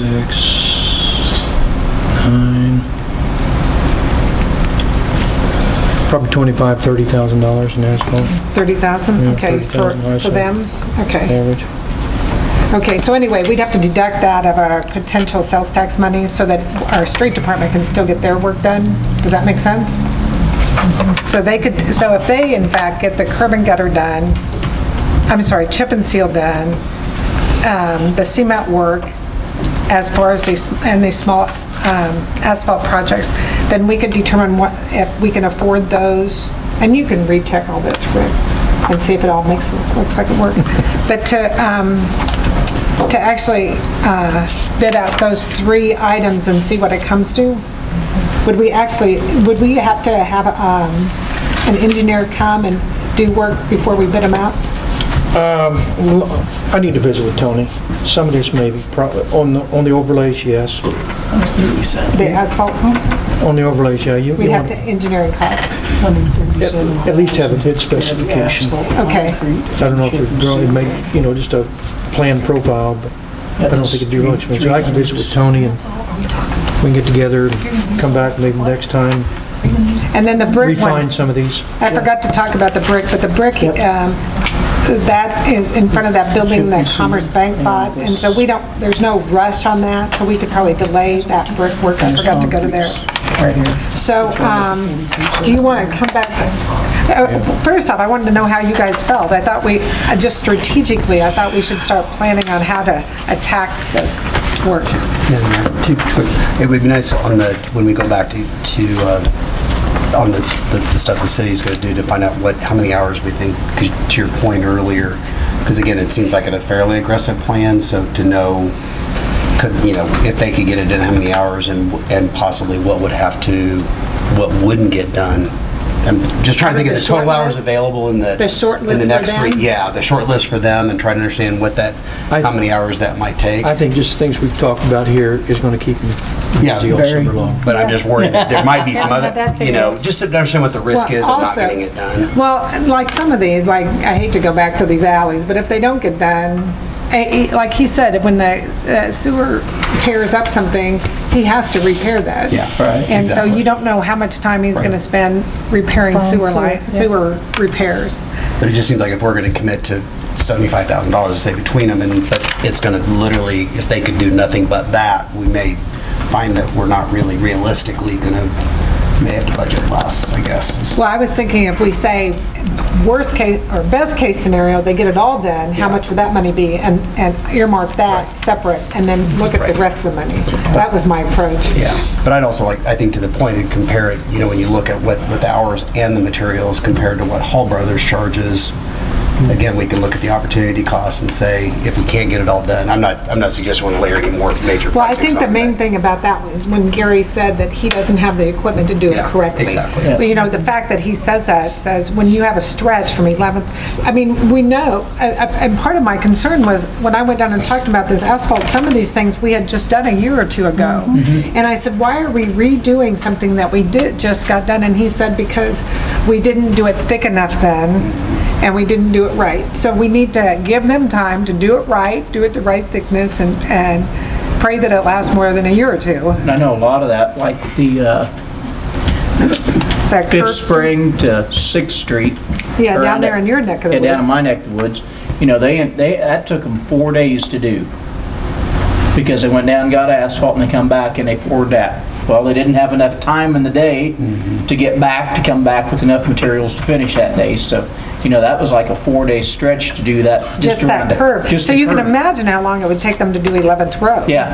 Yeah. They had to go to It's because they had to go to Manhattan. Yeah, we had to go to Manhattan to get it. That's That's why it's critical to have that plant here in either Seneca or Blue Rapids. Right. And we don't know if that'll happen or not, so. Right, yeah. That's what I mean. So like I said, Also, materials if we happen to availability. bid something, Hall Brothers might open that close plant, and then we can use it for our other projects. There you go. To our advantage, so we'll just go ahead and, kind of store all these thoughts, and we'll ask Rick to go ahead and, Just one more question. yes. So, I want to make sure I understood, when you were saying about this, the funding source and the sales tax fund, did you say you were suggesting we take it down to, as a ending balance for the year to 400,000? Yeah, I wouldn't want to go below that, and it also leaves us, in case that we have overruns in geometric improvement project, we still have a little bit of, and we don't have to take it that way.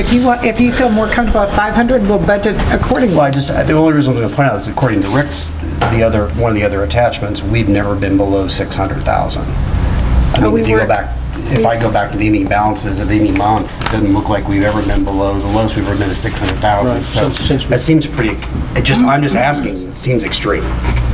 But I don't know what the minimum balance in that fund needs to be, but that seems pretty low.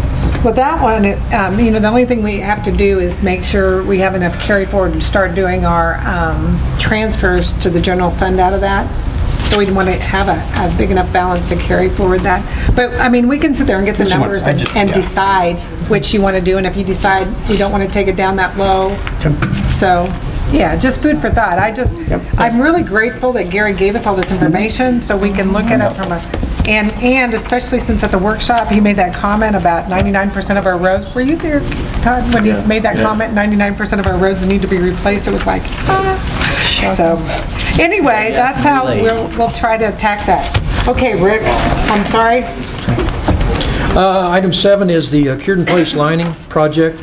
There's a bid tab of... Did you skip something? Cemetery position. Oh, yeah, we did. I'm sorry. Thanks, Debbie. At item D there, at the workshop, council discussed the need with Dale to fill the vacant position, and the committee recommendation, the committee of the whole, was to allow the position to be filled. And so I'm asking for formal approval to fill that position so that we reflect that in the minutes. And then we'll fill the position. We do have some applications that are on file that I think we want to go through first. Well, that's good. We have applications. Is there a motion? Move to approve to proceed with filling the position on the cemetery and parks. Full-time position? Yeah. Full-time position. Any discussion? All in favor say aye. Aye. Opposed? 7-0. Thank you. Cured in place lining project bid tab. This is the bid tab results this year for the different cities. The bids were solicited. They're based on a per linear foot cost, has to be uniform, And we also factored in the mobilization factor. And I had it in my mind, at the bid opening, we were going strictly on per linear foot, but going back and looking, it was both. So by about $900, Midlands Contracting was the lowest per foot cost. One of the inopportune things about this was that three of the cities are actually paying a little bit more the way this is structured, but this is the way it came out. It doesn't mean it would be that way every year, but I haven't heard, they haven't complained about that, so. Good. But everything was solicited in accordance with the bid. All the other cities are handling their own, so all we're concerned about is our bid. And you can see there the Midlands Contracting bid, $269, $529.10, that's overall, that's all cities. And $274.88, so about $900 separated them. But recommendation is to award Marysville bid to Midlands Contracting for $129,032.80. So, yeah, and then the agreement is on page 84 to 85? Yes, there's an agreement. Move to authorize the mayor to sign the agreement. Yep. Second. Any discussion? All in favor say aye. Aye. Opposed? 7-0. And then on the water tower lights, okay, this was a sheet that Debbie she'd come across. I probably had it somewhere. She sent it to me that she remembered seeing.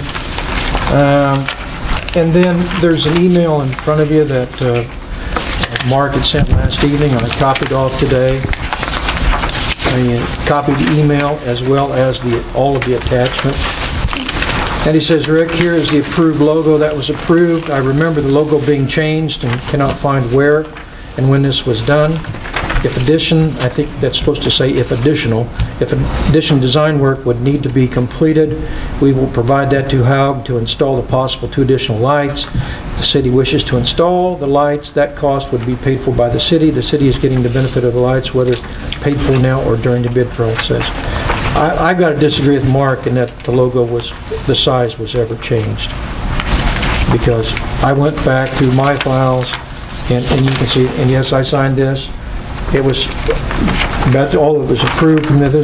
We had the dust trails added on that, and so this is the one that I sent in for approval.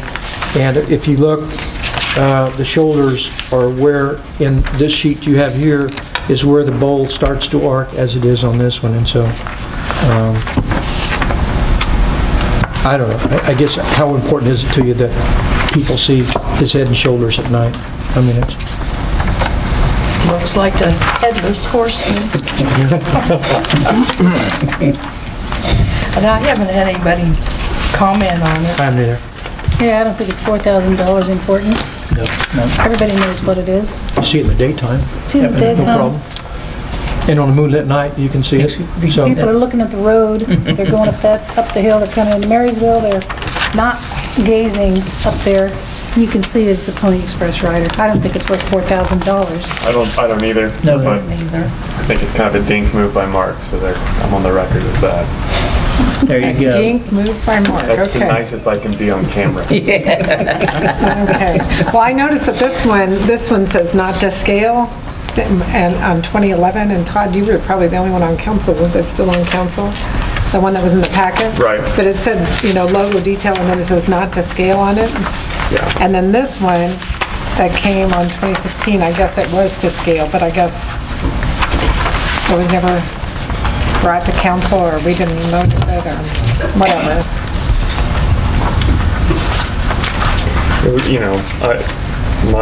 To me, we pay a lot of money in design fees so that you can avoid design flaws, and this is a design flaw. I mean, the fact that it was never expressed to us that wouldn't be lit. I mean, I don't remember ever saying, well, if you make it bigger, if it's this big, the top of it won't be lit up. Because at some point, what's the point of lights? I mean, you don't want headlights that light one side of the road and not the other. You don't want, you don't halfway it. It just goes to show how important it is that we review Be very careful in the future, right? Yeah. All right. Is that it for you, Rick? That's, as far as I know, that's all I have. Okay, was there anything done on that airplane rental space, Rick? Was in about the person wanting a rental space? We're waiting for one more letter back from one more from one person that owns a hangar? Okay. May I address that? Yes. Didn't you and I talk about this, about should someone come to us with a plane, that anybody out there that has a hangar they're not using for a plane, that they have to relinquish and give over? That's what we're talking about. That's what we're doing. We sent out a survey and a form for each of the owners to fill out, and there's one to come back. We're trying to establish if indeed there are any spaces that are not occupied by an aircraft of some type. There are. And then once we determine how many there are, then I guess we address them each individually? Okay. So I just wanted to know if we'd heard anything yet. Thank you. There's just 3 things I wanted to keep on our radar. The KDOT access management funding. I looked at this again, and it says that they take applications year-round. So I don't know, have you called them on that? I called them. It was probably back at the end of the year. And will you call them and see if they're taking any applications? Because it specifically says year-round applications. I know you said it doesn't hold true, but that's what it says. And that's... They also don't update their websites very much. But you just have to call them directly and ask them? I have to call Dawn. Okay. And because the key thing about that is we have a 33% match on that access management plan, but it says if it goes to the construction phase, then they pay up to 100% of it. So it'd be a win-win if we decide to do that 11th Road stoplight after the access management plan is completed. So that's why I'm trying to... The other thing is the TA project for the Broadway brick streets. We could go ahead and do an application for that between 5th and 6th Street for a TA project. I don't think it is a very solid application unless you tie in the 7th Street, 7th and Broadway intersection and go north from Carolina or from Center to Carolina. I don't think it's strong enough. Well, I think we should just make the application. It's a $680,000 project, so I think we should at least fill it out. The other thing is that TA project and then the Clink project, it says that the applications start March 1. So we'd want to do that Clink Highway 77 project, have that ready for April. Does that make sense to you? I haven't seen that the Clink is open yet, but I tried to check them now. Yeah, according to this book, it says that the application begins April 1, so. For what fiscal year? Well, it means each year by April 1. So, and we'd want to know that anyway before we start for the budget work to see if, how we fund that short-term note for the other Clink project and stuff, so. But she made it sound like it's pretty firm that we're going to get it. So when you do the budget, are you going to assume that we have both projects when you think the timing of that funding? No, Dawn did, she did say. But when we come back on what, May 2, May 3. Yeah, I'd build for a kind of a pre-budget type deal, I will address that in the bond and interest fund. Okay, and I think we should probably assume that that's a go, since that's what she implied to us when we talked. We have the curb and guttering done through city staff, or is that going to be on a contract? We don't have the means to do any major work along the highway. Yes, for the Clink. I think we're going to do curb and gutter then, aren't we? With it? We can, but it won't be, KDOT will not fund it. Oh, okay. The only portion of curb and gutter they'll pay for is this entrance right over here on 7th Street. That's it. That's about it. So the strip in front of... And I think the... Feldkamps is the worst. Feldkamps is the worst on 36, but then you got the snake down on 77 going south. So we could pick and choose what roads, curb and gutters to do rather than all of them? Yeah, I think we could be selective in sections of curb and gutter and get the worst sections. Okay, so anyway, I just wanted to bring those things to make sure that all those things were going to be addressed. The last thing I wanted to talk to you guys was a city administrator search. Debbie and Rick and I were on the phone with Anna Kina, and the initial deadline was 3/14, it was today. And she said when we talked to her last Thursday, she had 17 candidates. The ICMA extension is through 3/28. And so right now she's preparing a summary of these candidates, so there'll be a summary candidate book. and she's going to send that to us as soon as it's done. She emphasized over and over again how all this information is confidential. It's not supposed to be discussed amongst us outside of executive session. No one else can see it other than the governing body. So I would like to be the point of contact for this summary. So once we receive it, Debbie will notify you that we have received it. Then I will probably come down. I'll be the only one that has access to it, and I will give it to you. You'll look at it. We won't discuss it. Then I'll bring it back to store it back in a locked thing, and we'll go forward. Is that all right with you guys? Yeah, they kind of missed her number though that they were hoping for, didn't they? I know. 30 to 40 applicants. Yeah. So are you guys okay with handling of that?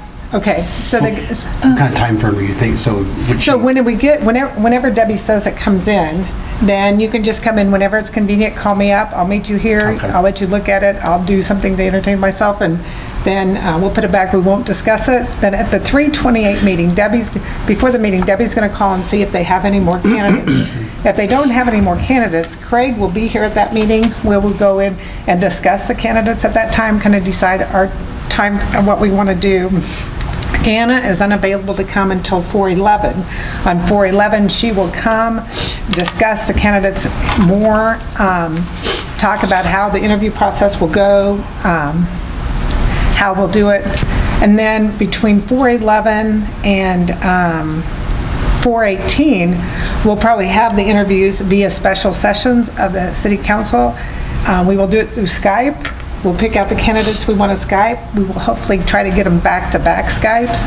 So our special session could last 3 hours. We'll interview somebody maybe for 20 minutes, then 10 minutes to discuss it, and then call the next one up and interview that way. Then the time frame is at this time is kind of like the last 2 weeks. The candidate or candidates, however many we decide, will come here.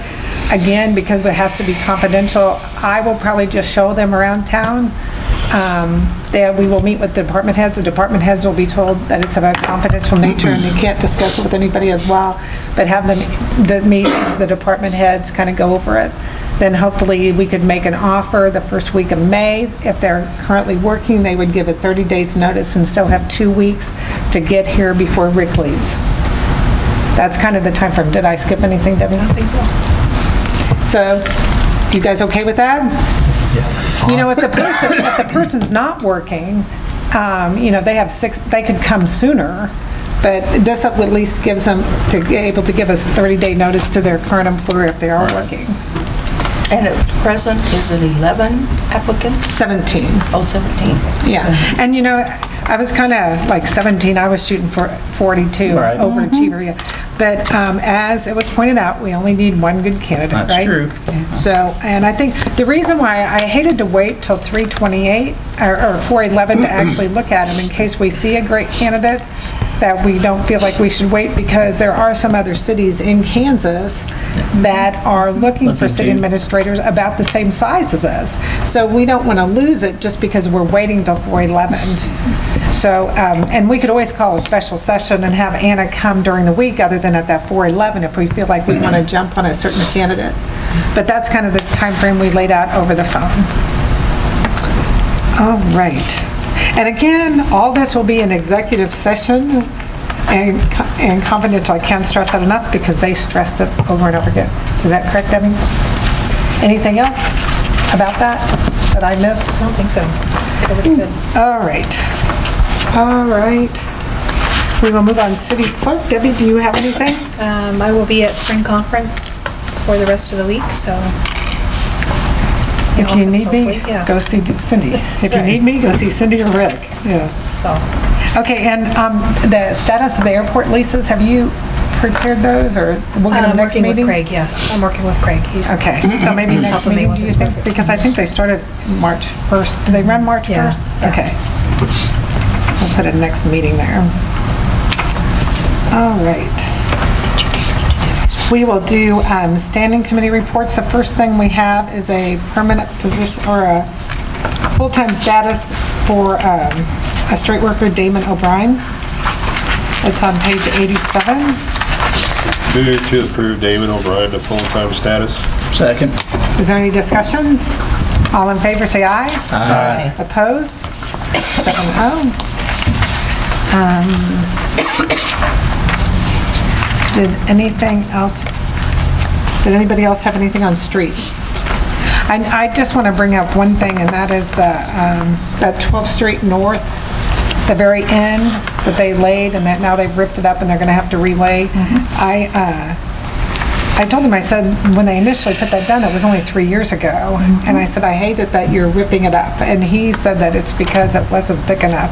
Then I said, well, how do you know the water's not going to seep through again? And he said, well, they could possibly put a piece of cement at the lowest level where the water would go over it, because the water won't go through cement like it does on asphalt. So, had he talked to you about that? Yeah. So do you know if that was a decision to do? Well, no, yeah, I talked with the property owners. He's going to we're going to provide some dirt. He's going to put some dirt on that east side, build it up so the water would get, part of the problem higher? is the water stands. It's in the so the ditch. water's getting in soil underneath. So by building that east side up, it'll go over faster. Probably should have a lot less water standing because the water's always stood there. Yeah. So we'll see how that goes. Okay. So, if you need to put a cement block in there, so it doesn't, don't have to do another 3 years, I said that was a good thing. All right. Water and wastewater. The only thing I noticed that in the weekly reports, it said that they avoided a problem in cell 1 with an outflow pipe. Did you read that in the weekly report? I was glad they said that, so they didn't have a problem with cell 1. That's a very good thing. So thank you, Water and Sewer Department. Got two questions. Okay. And I could have left this roundtable, but I asked Ken about this quite a while back, but Dennis Mason's, it lives at 1405 Debbie Lane. He's got a manhole in the middle of his driveway that has settled over the years, and it actually, you can't drive on it. So now he's had a cone in his driveway for, 6 months or whatever. And I've talked, problem is it's not an easy fix. Do we have manholes in driveways? Normally. This is what you're saying. I won't go into the details why that's like that, but yes, that's about the only one I know of. The fix is to actually put another manhole in and move it south, probably, or no, he'd be going almost west on that one. So. But then that would be in his yard? It'd be in his yard. Well, can we add that to our manhole? Different. It's just a totally different deal. Yeah. It's a totally different deal? Yeah. Because they probably have to take his drive. That just because they'll have to cut a section out and just put it back. So the option is to rebuild it or to move it? No, to move it. Only to move it. Yeah. Just to move it. Just gonna be and our crew can do that? No, we'd have to contract that out. We possibly could put that in the flush tank project. Just add that to it. Okay. Like talk with Tony. Have you looked at that? Do you know what he's talking about? I know what he's talking about. Yeah, he has a cone. I see the cone every day, so yeah. I don't think I'd be very happy about that either. So Rick, you'll look into that for the flush tank. The other thing, this is a curiosity question. Why do we start level billing for sewer in May 1st instead of April? You mean set especially sewer? With the weather? Set sewer? Yeah.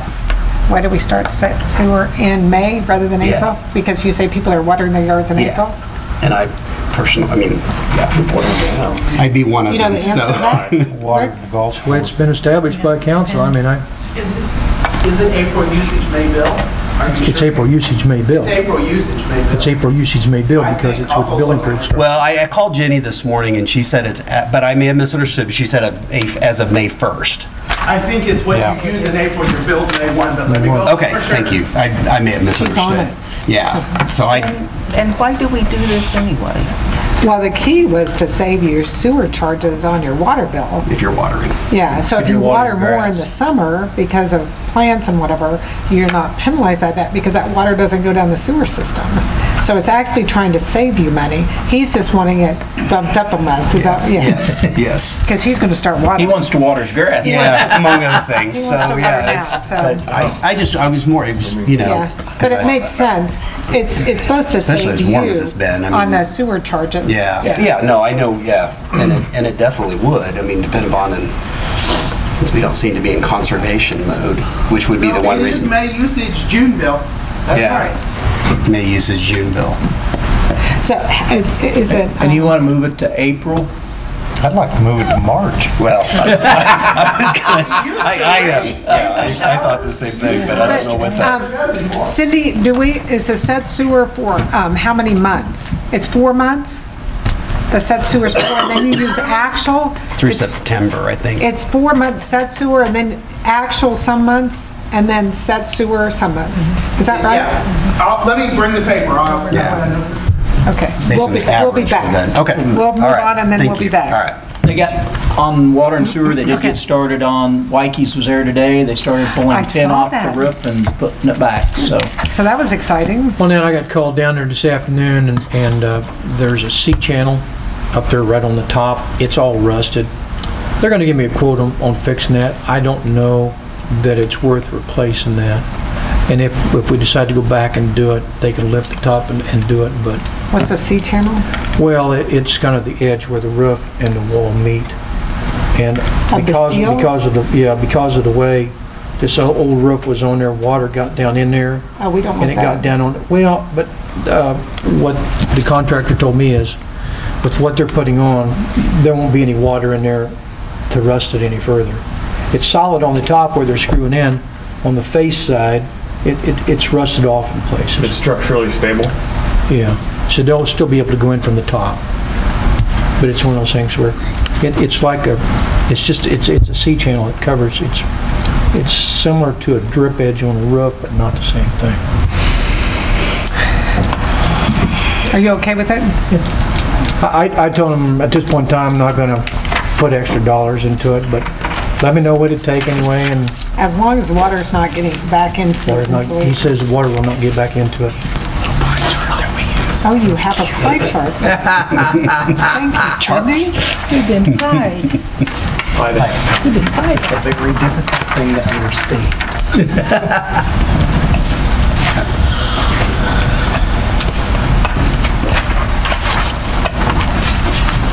Well, it does end in March. Not months, that's all right. And, Thanks, Cindy. So the green are actuals, right? Yes. So these are actuals. Well, actually, so are the yellows, only they are Used for set sewer. used to decide what the set sewer will be. Okay, so they're actuals as well. Yeah. The only thing that isn't actual is the red, or the blue. That's set sewer, Okay, so you're, which is half the year. so I guess, would there be a disadvantage to changing it, Rick? What are you gonna do? I mean, what are you proposing? I think they want to change it? I think you'd have to leave with April because March is part of the average. So if you'd only have 3 months of average, which is probably not enough. But No, but April's see, an because actual. what they're doing is they're throwing out the highest and low, the first and the last one. Because your December, January, February are Well, but it's not March. 4 months. November and April are used for. So those are 2 months when very little is going outside. We could move the blue to April. Yeah. That'd be 1 month adjustment anyway. Would there be a disadvantage to doing that? We've had the same issue in November when people Yeah, do lawns. They it's- start new lawns and we don't get rain. It's the same thing. This year it's dry. Yeah. So Yeah, they want April because normally we're getting rain. Yeah. This is not a usual year. Right, right. So. So leave it alone. Leave it for now? That's my opinion. Okay, we will leave it, but now we know, now we Okay. know. Yep. Thank you, Cindy. Thank you. All right. That was anything from Parks and Rec? Cemetery and Airport? How are we coming on the hole in the runway? There's a court date. Court date Monday. Monday? Mm-hmm. Okay. Thank you. Anything else? What? What was that? Court date. Thank you. Police and Fire, we have a wellness report on pages 88 to 90. I would entertain a motion to postpone that since Denny is not here, and Denny's the one that asked for it the last 4 months. I think that he would want to be involved in this discussion, so may we postpone, I would entertain a motion to postpone that to the 3/28 meeting. I'll make a motion to postpone the wellness report till 3/28. Is there a second? Any further discussion?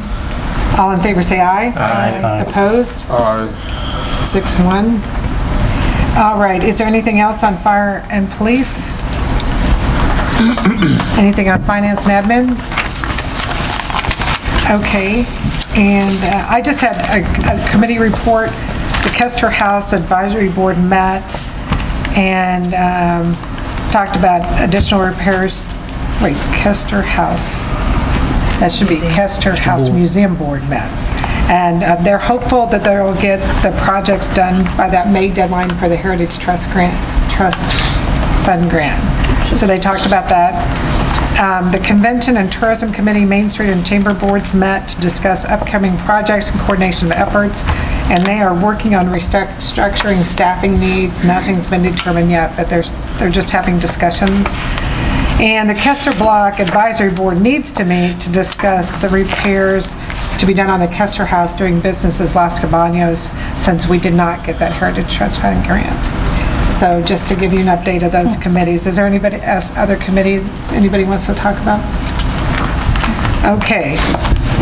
We will move on to appointments. There's an appointment on page 91 for Anthony Halstead to go as a reserve officer. Move to approve Anthony Halstead as a reserve officer. At the rate? At $15.91 per hour. Okay, is there a second? Second. Okay. Is there any discussion? I guess, shouldn't it say rate set for should be effective beginning February 29th since it's retroactive? Oh, you're saying on our motion? Yeah. Okay, retroactive to February 29th? So okay. amended. So amended. Who seconded it? You did that? Yep. Okay. Any further discussion? Thank you, Vicki. Any further discussion? All in favor say aye. Aye. Opposed? 7-0. The last one is on the last page. I spoke with Debbie about this, Debbie Johnson, working at the dump, and she's going to have some additional responsibilities and possibly additional hours. She is at the lowest, which is S1 right now, so I would propose moving her to an S2 and having her hourly rate be $8.75. Move Debbie Johnson from an S1 to an S2 with her hourly rate at $8.75 effective March 2nd, 2016. I second it. Is there any discussion? All in favor say aye. Aye. Opposed? 7-0. Speaking of the dump, are we open just Wednesday and Saturday, or are we open Sunday too? Wednesday, Saturday, and Sunday. And I bet they were busy this weekend. I didn't speak to Gary today, so I'm not sure how many they have. Yeah, I saw that weekend we first opened, it was like... Well, I went out there about 20 minutes after it opened, and I was number 7. 20 minutes? Yeah. So, And about 20 within the first 20 or 30 minutes. yeah, so I think it's being There's utilized. about 8 or 10 cars in there when I proceeded down through there, so I mean, like you said, it's getting... So I think I figured when I've been there, that was about 1 every 10 minutes, roughly. That's quite a bit. If you stayed with that. Okay, the city attorney is not here. I am not aware of any executive session. Is anyone? All right, roundtable. I would like to attend the Leadership Summit and Kansas Mayors Association Conference on April 22nd and 23rd in Junction City.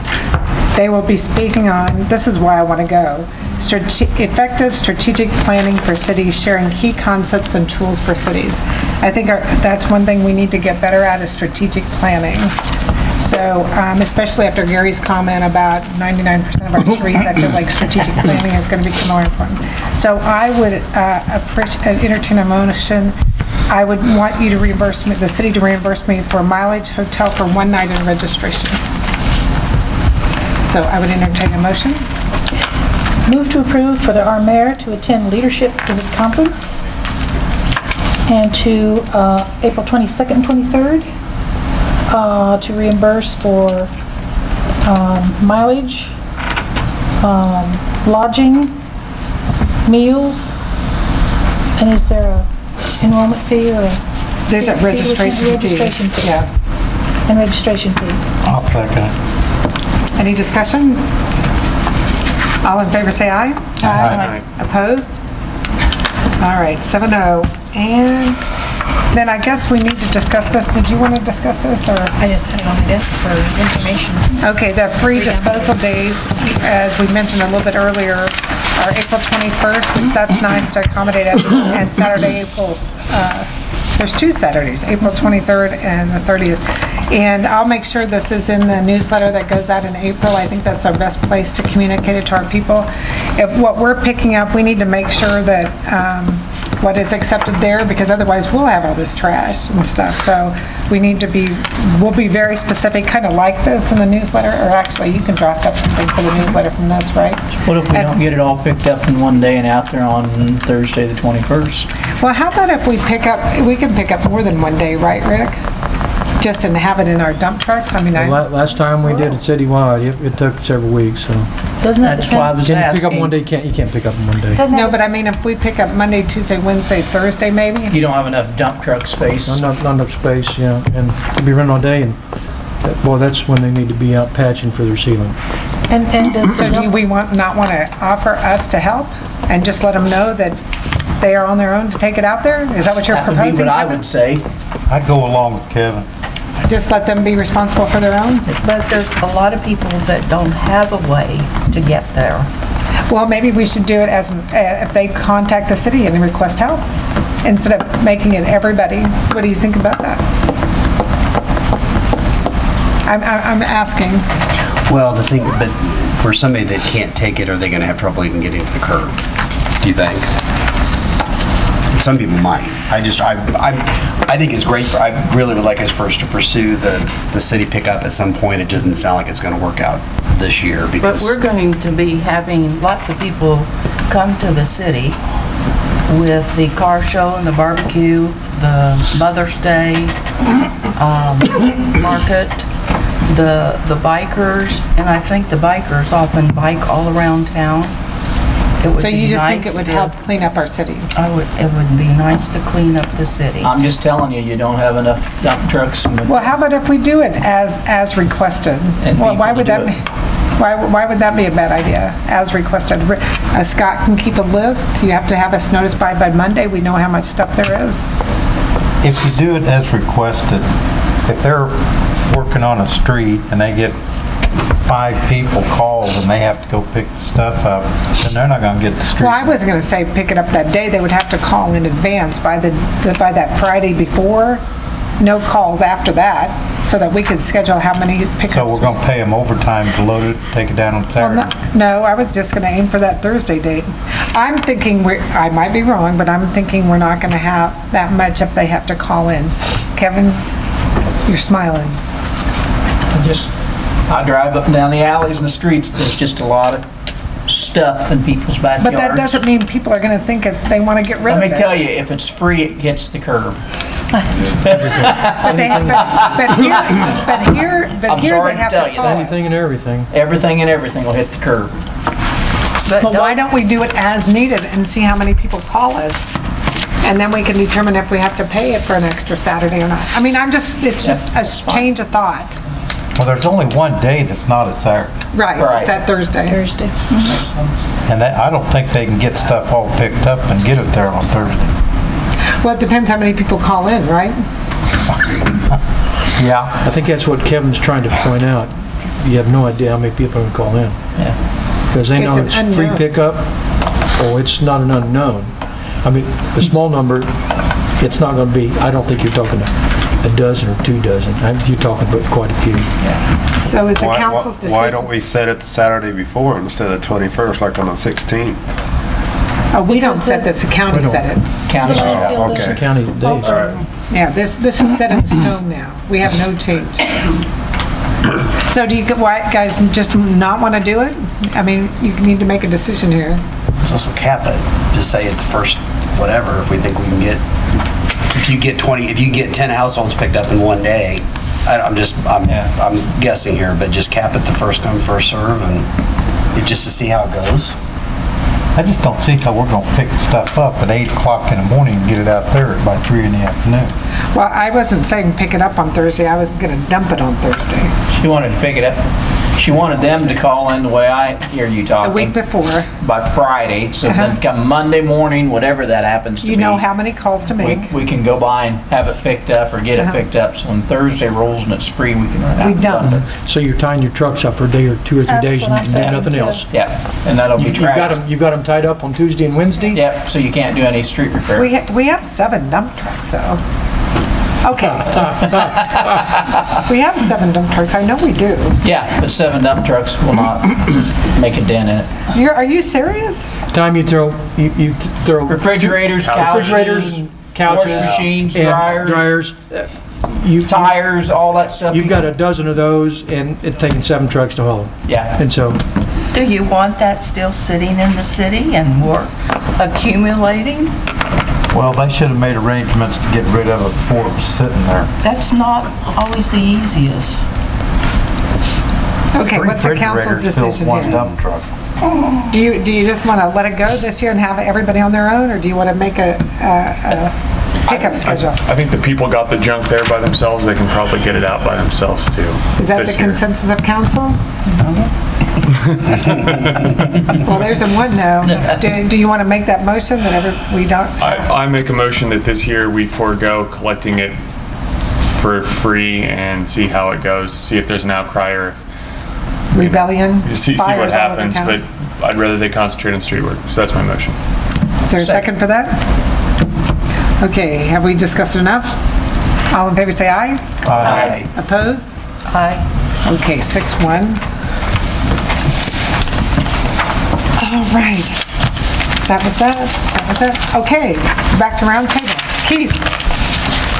Last meeting when we voted to not allow golf carts and RTVs for streets. I think you guys, people that voted no, just assume it's golf carts and they don't realize what RTVs are.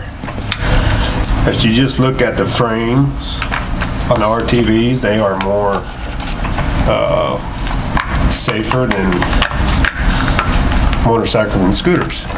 Okay, they have rollover protective devices. They got 3-point seat belt, shoulder harness.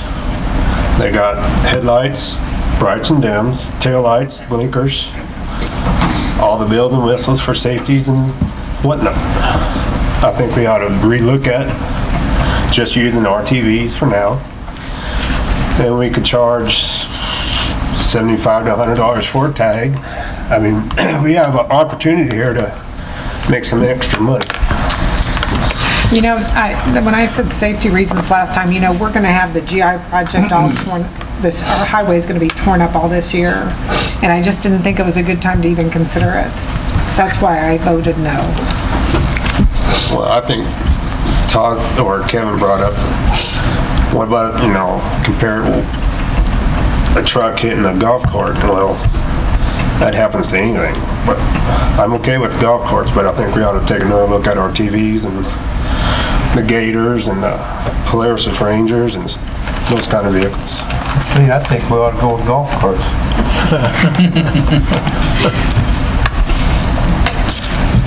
I mean, they're the same size as a Willys Jeep.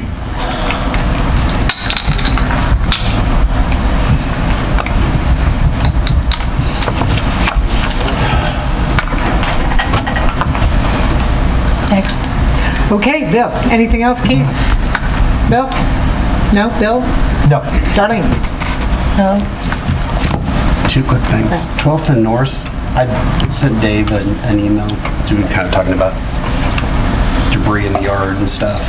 I don't. Yes. Do you know? And that's a very visible corner. But the apartment building. Yeah, there's a stove on the front porch. There was a mattress. The mattress is gone, and I did see a trailer out there. So I don't know if he's actually talked to him and they started cleaning up, but it was looking pretty bad. Dave is aware of that? Okay. Okay, thank you. The last thing, I just want to thank everybody that's involved in putting the meeting on the site. I don't talk to a lot of citizens, they don't approach me, but I have talked to quite a few people that have said they watched the meeting. Yes. And I've been surprised how many people say they watched the So meeting. we're blessed with Blue Valley. Yes. We're blessed with video on our Yeah. website, and we have KNY radio. that we- Exactly. So I think people besides really our newspaper, appreciate so that. we are covered. We Yeah. are saturated. We are. So and you have the opportunity to see it if you want to see it. That's all. Thanks, Brent. Todd. One thing I could have brought up during streets, Rick, I'd ask about the radius on the northeast corner of 20th and North. And I told you in the email that we're going to try to enlarge that. But the storm drain's kind of the limiting factor. So, but we think we'll be able to cut a little bit. I've had a lot of people ask me about it at They work. drew a and white line there. Did you see the white line I in the haven't grass? seen the white line.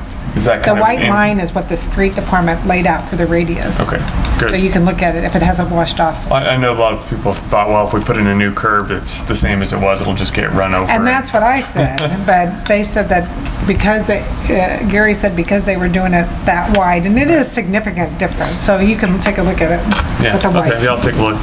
It's fine. You have to get off that bike of yours and walk. Yes, Vicki? I think people are starting to move their excess vehicles, their untagged, their flat tires, and some of those vehicles are starting to disappear. I've noticed. I appreciate voluntary compliance with that. I think everybody does when you drive up and down the street and see that there's a nice yard where some of those vehicles have been sitting. It'll take a while for the grass to grow back, but it's not just it's a vehicle that does not have a current tag that makes it not street worthy. Anything and then down from there. Flat tires, doesn't run, you got the fenders off or whatever, anything from there, and I'm talking boats and stuff like that, that's something that's gonna be fixed someday, but hadn't been fixed in 10 years, hadn't been used, and that's just the kind of thing that'll make Marysville look nicer without using your tax dollars to do it.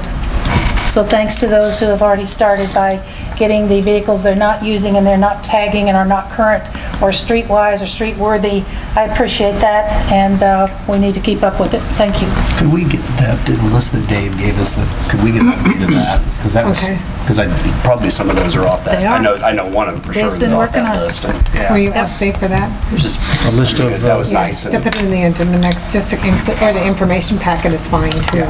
And also, your project listing, if you would include that next time as well.